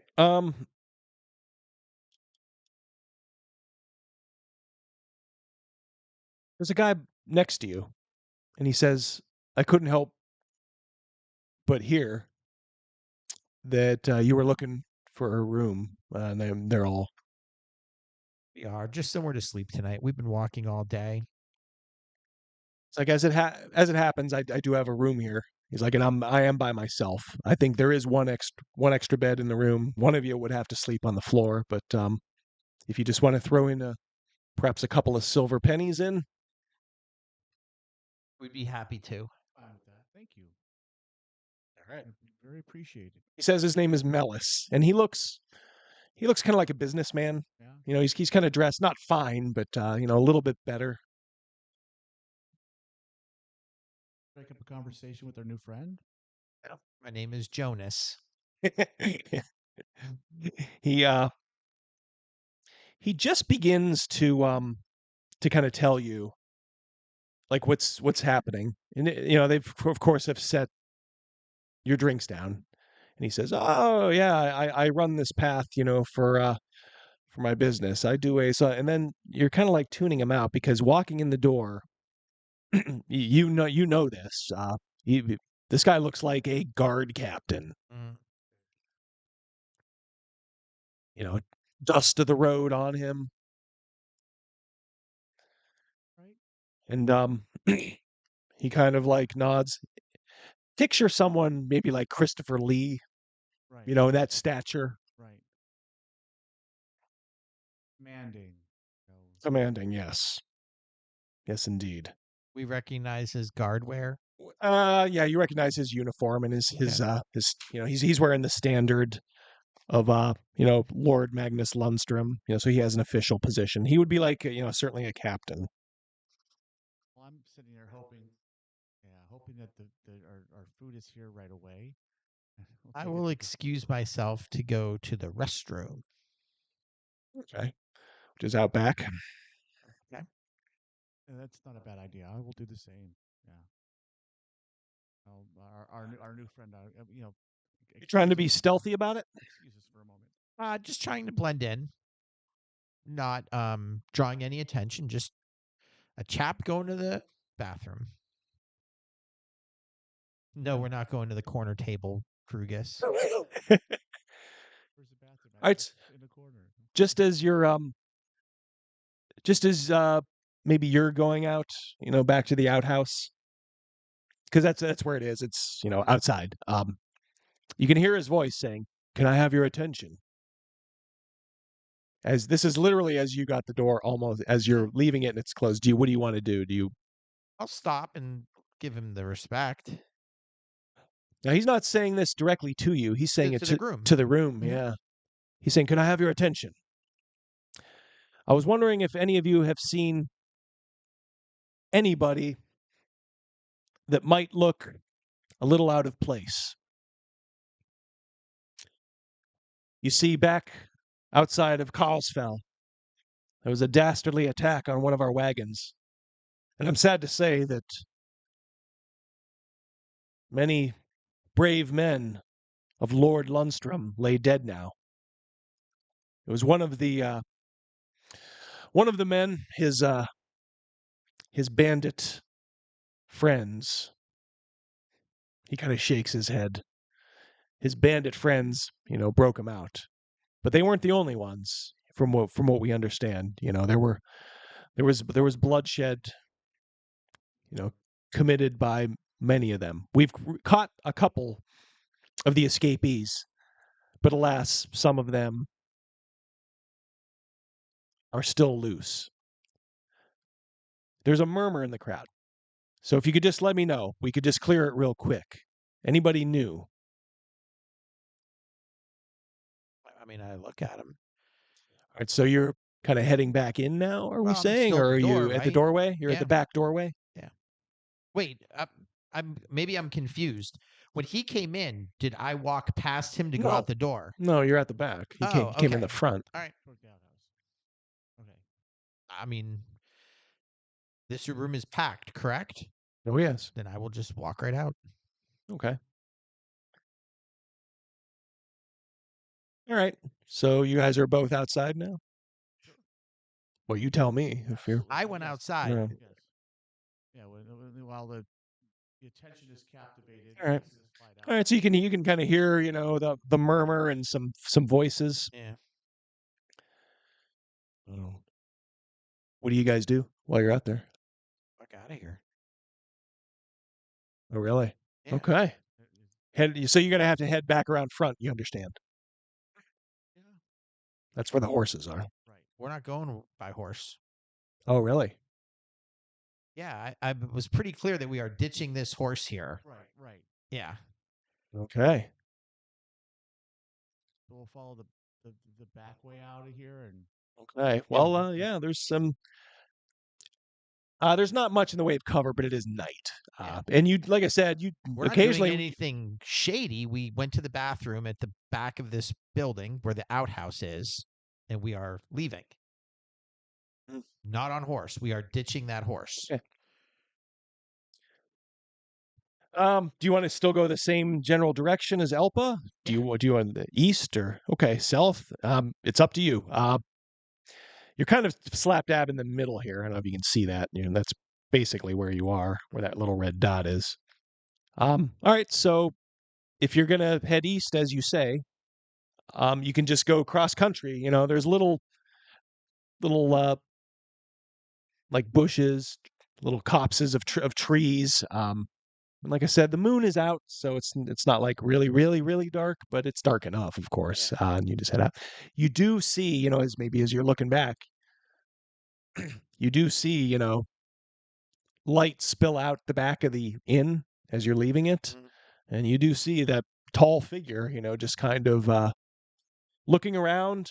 And there's maybe two people with him. You can almost guess what happened, Well, yeah, there's two strangers, that I've never seen before, and I think they may have gone that way. Now, of course, you don't know who it is, but, you can just kind of see. But, if you're just content to keep moving, they do not. Content to keep moving. Yeah, okay. Then I would say it's pretty clear you can get away. As you are just kind of making your way in the night air, it is getting colder.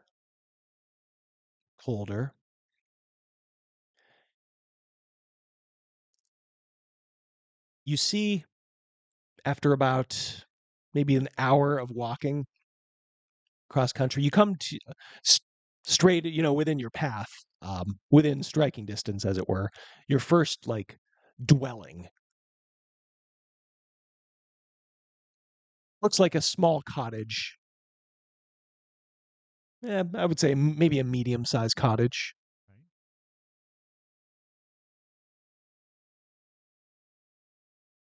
How late is it? It's getting pretty late now. Yeah, it's probably getting 10, 11 at night, maybe. Is there any candles on in their house or no? You don't see any. Maybe just sleep in the barn.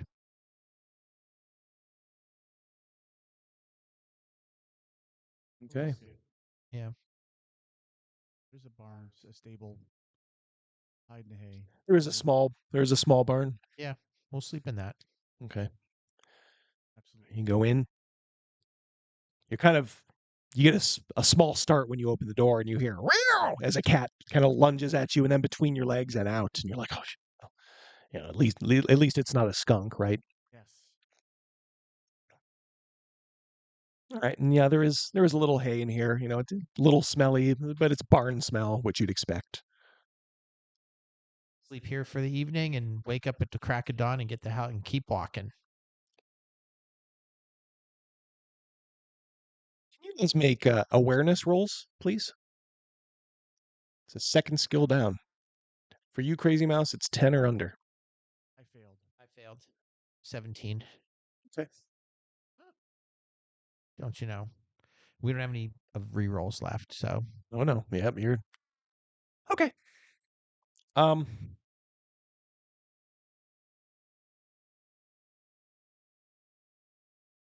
Maybe you're just kind of it's caught up to you. So you're both just kind of you hit the hay, as it were, and you're almost like out.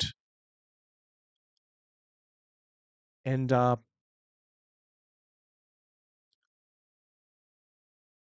kind of awakened by shouting from inside the house. What are we hearing? That's hard to make out. It's a man's voice. All right, well, it's time to go.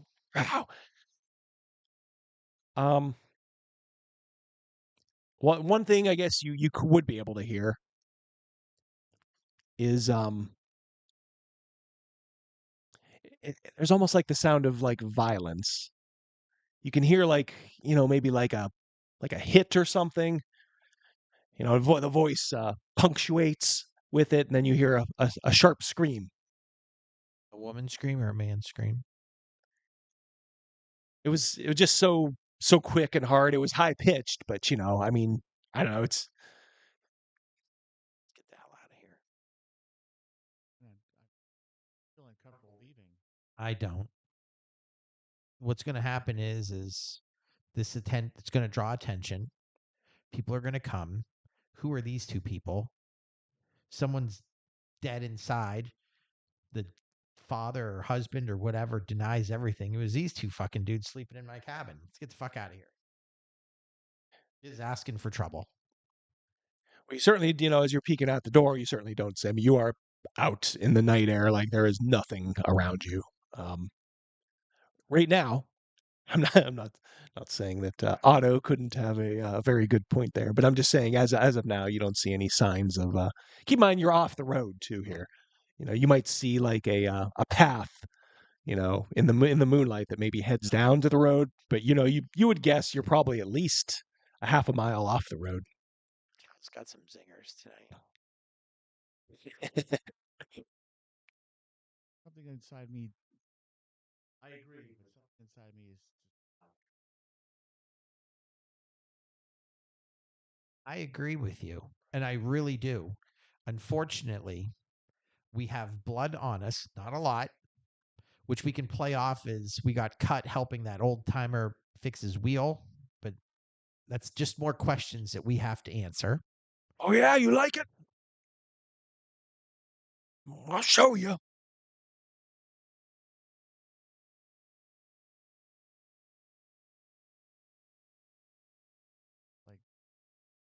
Sounds like someone's beating their wife.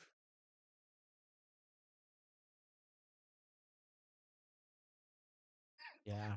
It's Surly, you are saying it perfectly. Not the time to play Good Samaritan. It's the only interactive live play. the gods speak to you. Well, I guess we walk. I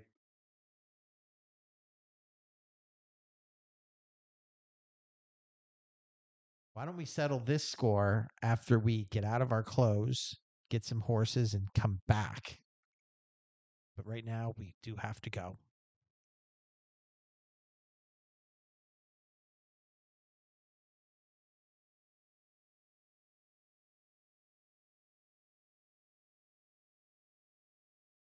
Rolling? Is this where Otto is just starting to walk and you're just kind of like stop there? and I agree. I absolutely agree. But you don't absolutely agree, or you'd be right behind me. In word, I agree.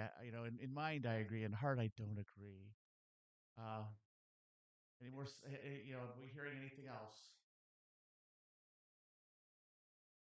Are you listening? I mean, you'd have to like. Yeah, I am listening. I am listening. Do you want to risk getting closer, or just where you're from, or where you're at right now?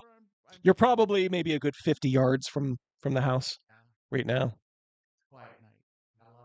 Yeah, that's why you're able to hear what you did hear. But if you want to risk getting closer, just let me know. Maybe you'll hear more.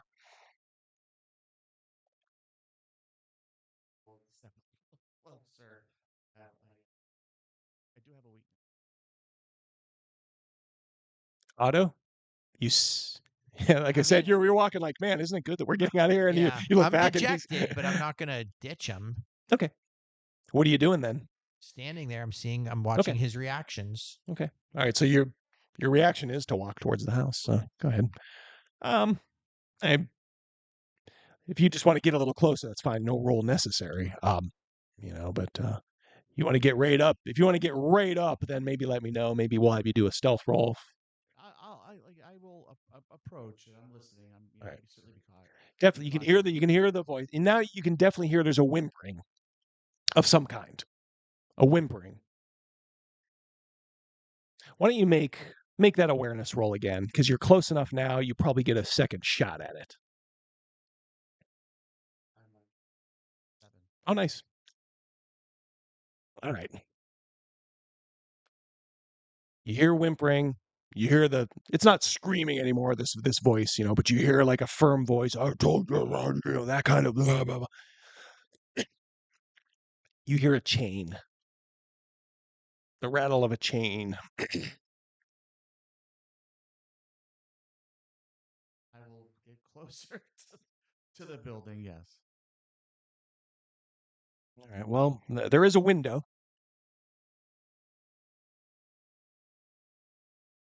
Guess we got to make a sneaking roll.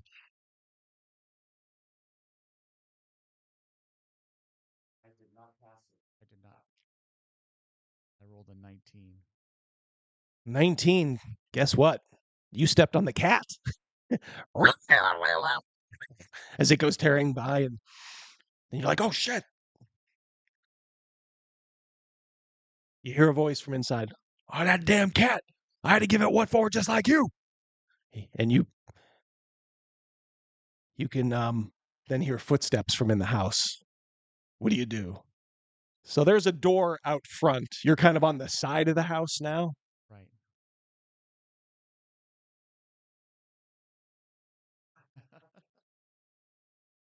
I hear the footsteps approaching, obviously my assumption is approaching the door. I will walk. So here's the way it is. So barn, house. You're here where you step on the cat. Maybe Otto is over here, and there's a door here. There's a window here. Here. So there's like two windows here. So you step on the cat, you hear a voice, you can hear footsteps, and then you hear the front door open. What do you do? I walk toward the front. Oh, you're walking towards it. Okay. Otto, what are you doing now? I will assume the position that he just had. So you're going here? Yep. You're going here? Then? I guess then I'm not going to go there. I'm sorry. I was pointing on the map where I'm going to go. I'm going to go a little bit behind that corner so that I'm still out of sight. Back here? Yeah. Yep. No problem. All right.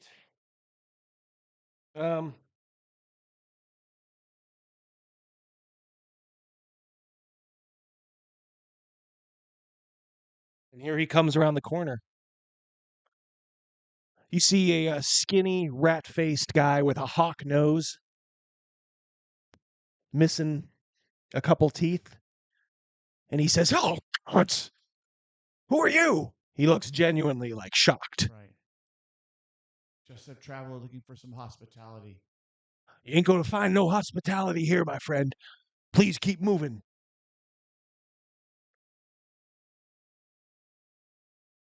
You can tell he's like starting to like back up a little bit now. Now, I don't want any trouble. Okay? But I don't have much money. Well, we certainly wouldn't rob you, sir. Not at all. Then you need to get out. I gotta ask. All right? Who are you beating on in there?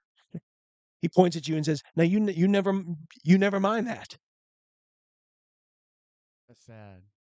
I'll walk toward him.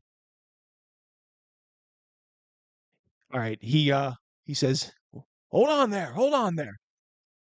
What are you, a bloody murderer?" As he's now up and he's almost back around the front corner of the house as you're kind of like following him. Any change in your demeanor, Crazy Mouse? Nope. Okay. All right, so you're seeing this go on. You know, you're the distance is closing, obviously. Yeah. It ain't normally my business, but I gotta say, I didn't like what I was hearing. He says, "You got no idea. You got no idea. You're young still. You know, this guy's probably in his 40s or something." He's like, "Let me tell you something. Women are nothing but whores," he says under his breath, you know, with almost like a demonic venom. They Sounded nothing like Jack Palance right there. nothing but whores.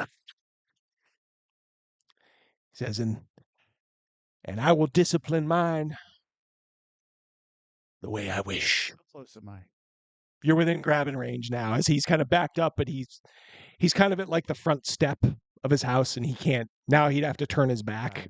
I'm grabbing. Yeah. I'm not wasting words.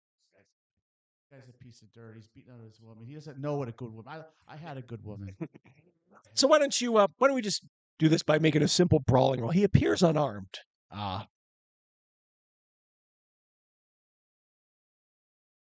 Weapon skill, right hand side, brawling, third one down. Got it. All right. So we'll say you can either grab him, punch him, do whatever you wish. What do you wish to do? I'll sock him. I'm not gonna Sock him. I'll soften him and then I'll grab him. All right. All right. Yep.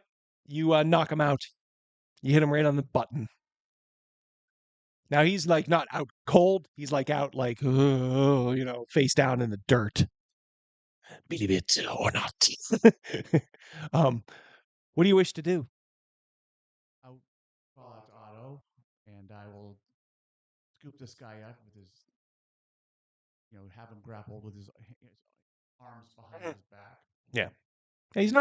He's wiry. He's like one of those wiry, strong guys. But, look, you're kind of a trained warrior. Right. So I don't want to, slow it down with like a.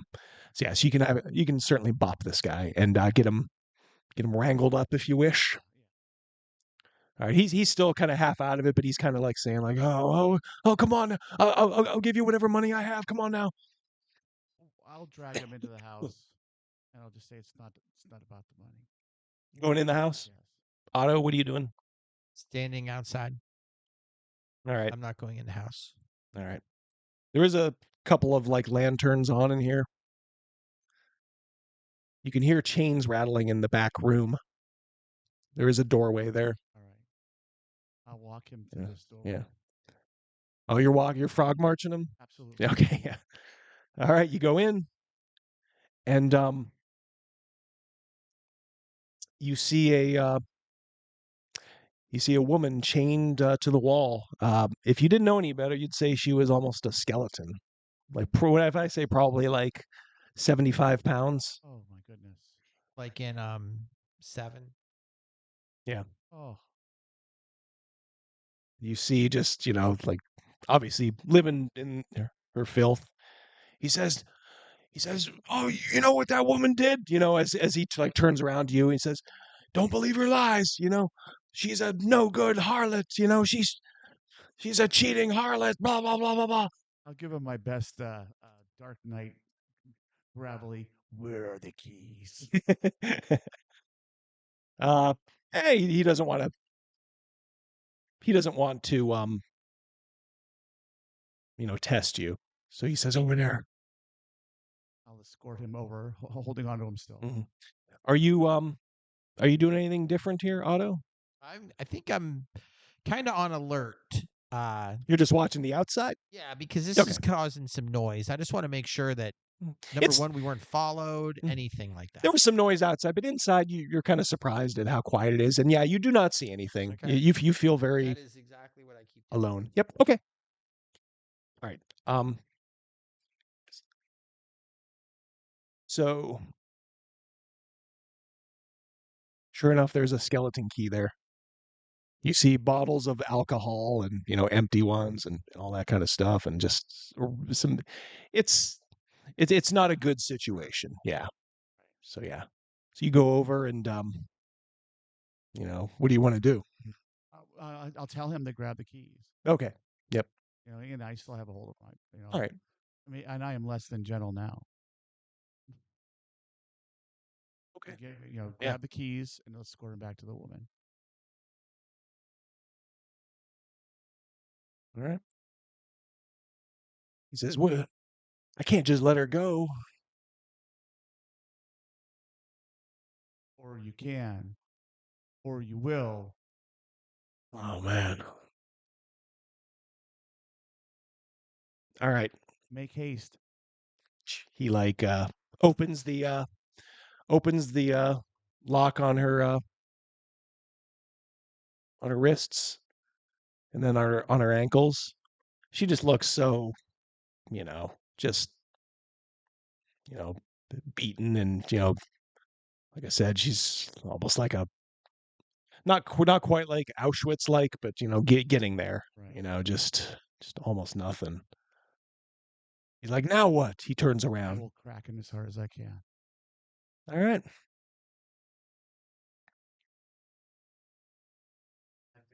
Well, we'll say you just don't connect, as much as you want. You certainly don't knock him out or anything. Yeah, we'll say this time he tries to throw one back at you. We'll say he pops you. Right on the 2 points of damage there. He seems to be fighting for his life now. Bring it on. What do you wish to do? All right. Still brawling, no weapon? Okay. All right. Go ahead. Yeah, you're letting this Cletus get the best. What was that thing in Mike Tyson's Knockout, Glass Joe? Yeah, you're getting schooled by Glass Joe's redneck brother. I'm giving this guy false hope. How's that? Got him right where we want him. Overconfident. All right, he misses you.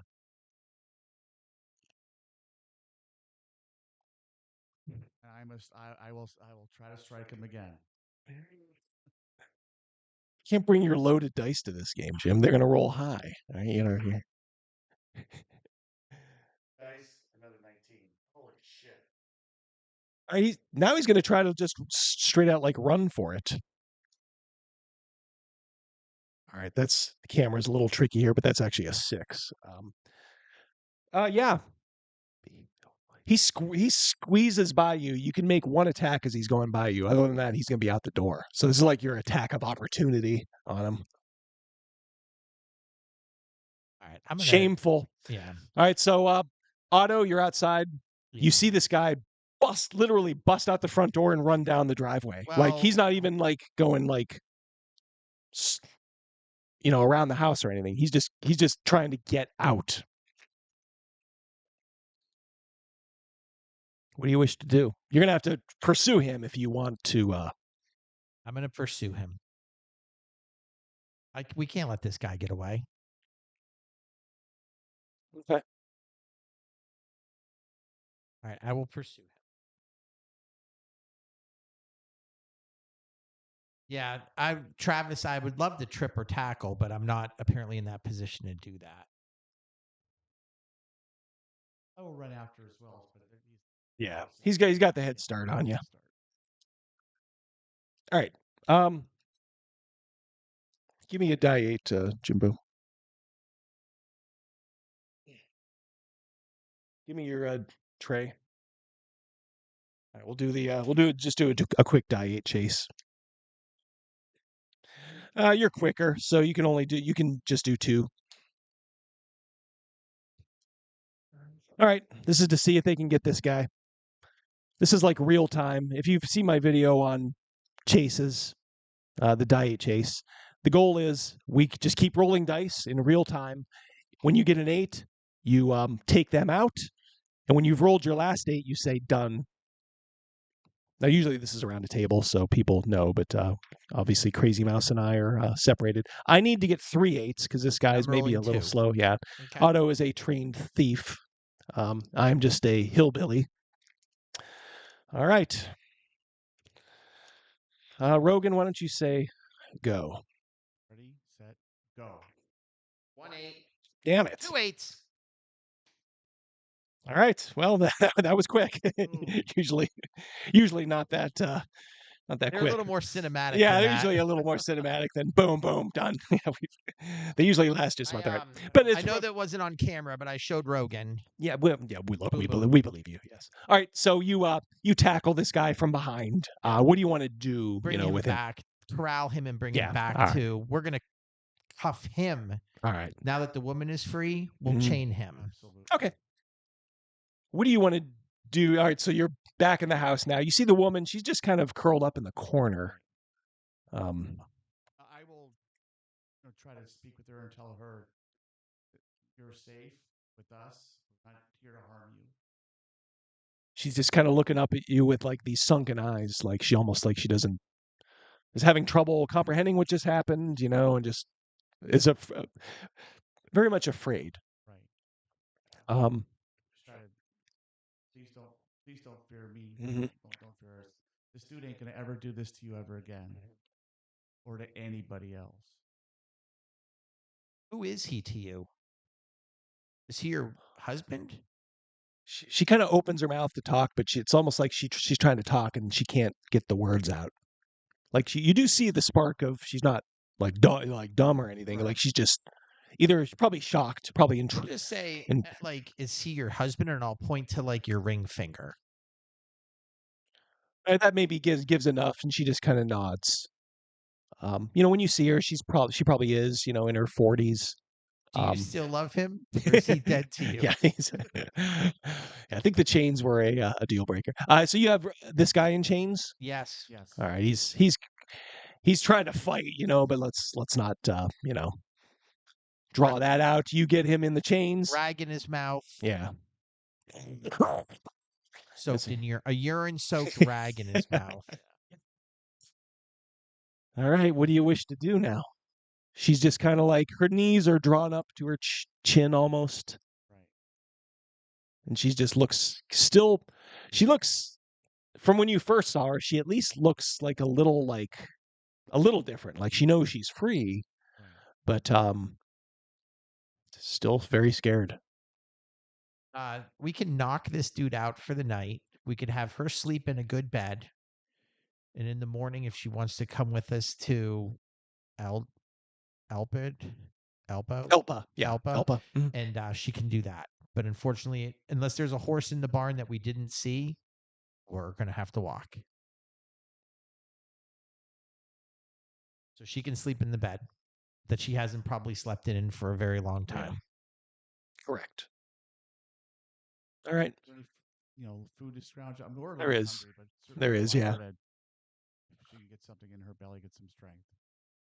Well, if you want to help feed her, I mean, that's all right. She might need that kind of help at first, as you just kind of help her. And, at first, she has a tough time, but then slowly, as you keep going, she does manage to get like some, what I will say broth or, whatever down. And you can then see the turn in her face as the spark of like thankful, being thankful. Yeah. But then every time you say that, like you'll hear like that guy going, oh! And she almost like cringes. I thought we knocked him out. Well, I mean, did you want to kill him? Because he would eventually wake up. Knock him out again. Knockout duty. Yeah. I'll go do that. I'll go. All right, listen, guys. Your fists are going to get swollen up. I mean, you just can't keep pounding on someone's skull and expect it to. So you either need grab a chair and fucking smack him in the head. Double D. Let's not. So we're just attacking. Okay, that's cool. Knocking this guy out. He is chained to a wall. Correct. Oh yeah. Okay. Yeah. Very much so. Pretty easy to knock him out. Without our fists, we can use other things in this room. All right. Why don't you go ahead and make a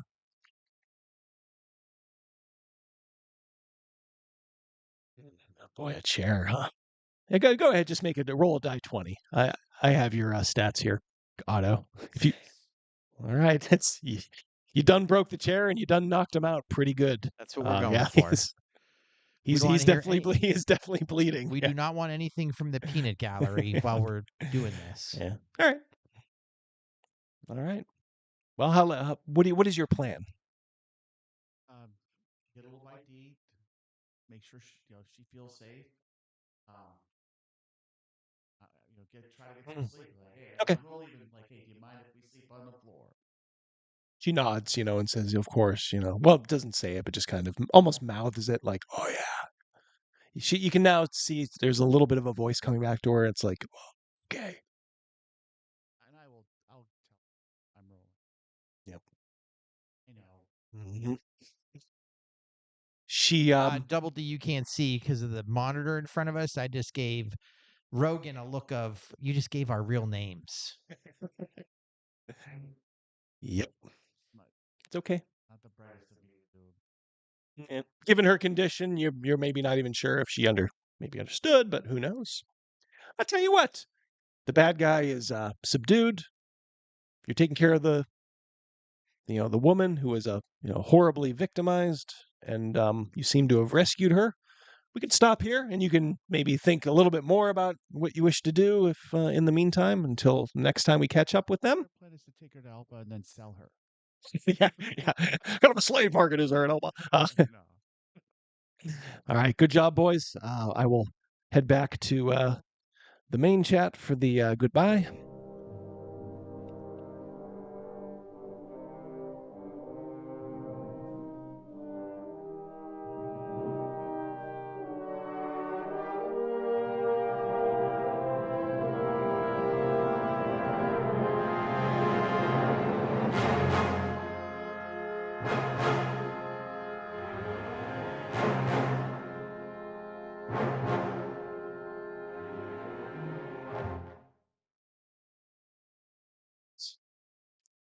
All right. There we go. I'm back. That's right.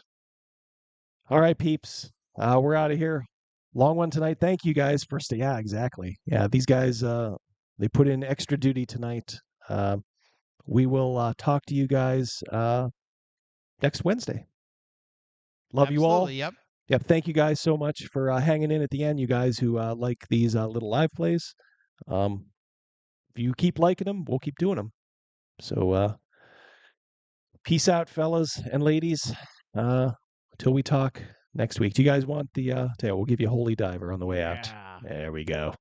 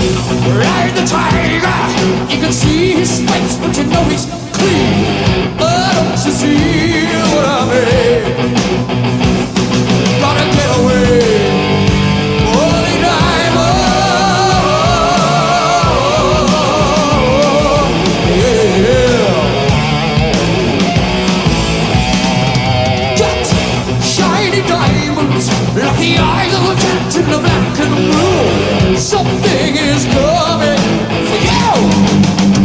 Look out! Race for the morning. You can hide in the sun till you see the light. Oh, we will pray it's alright. Gonna get away.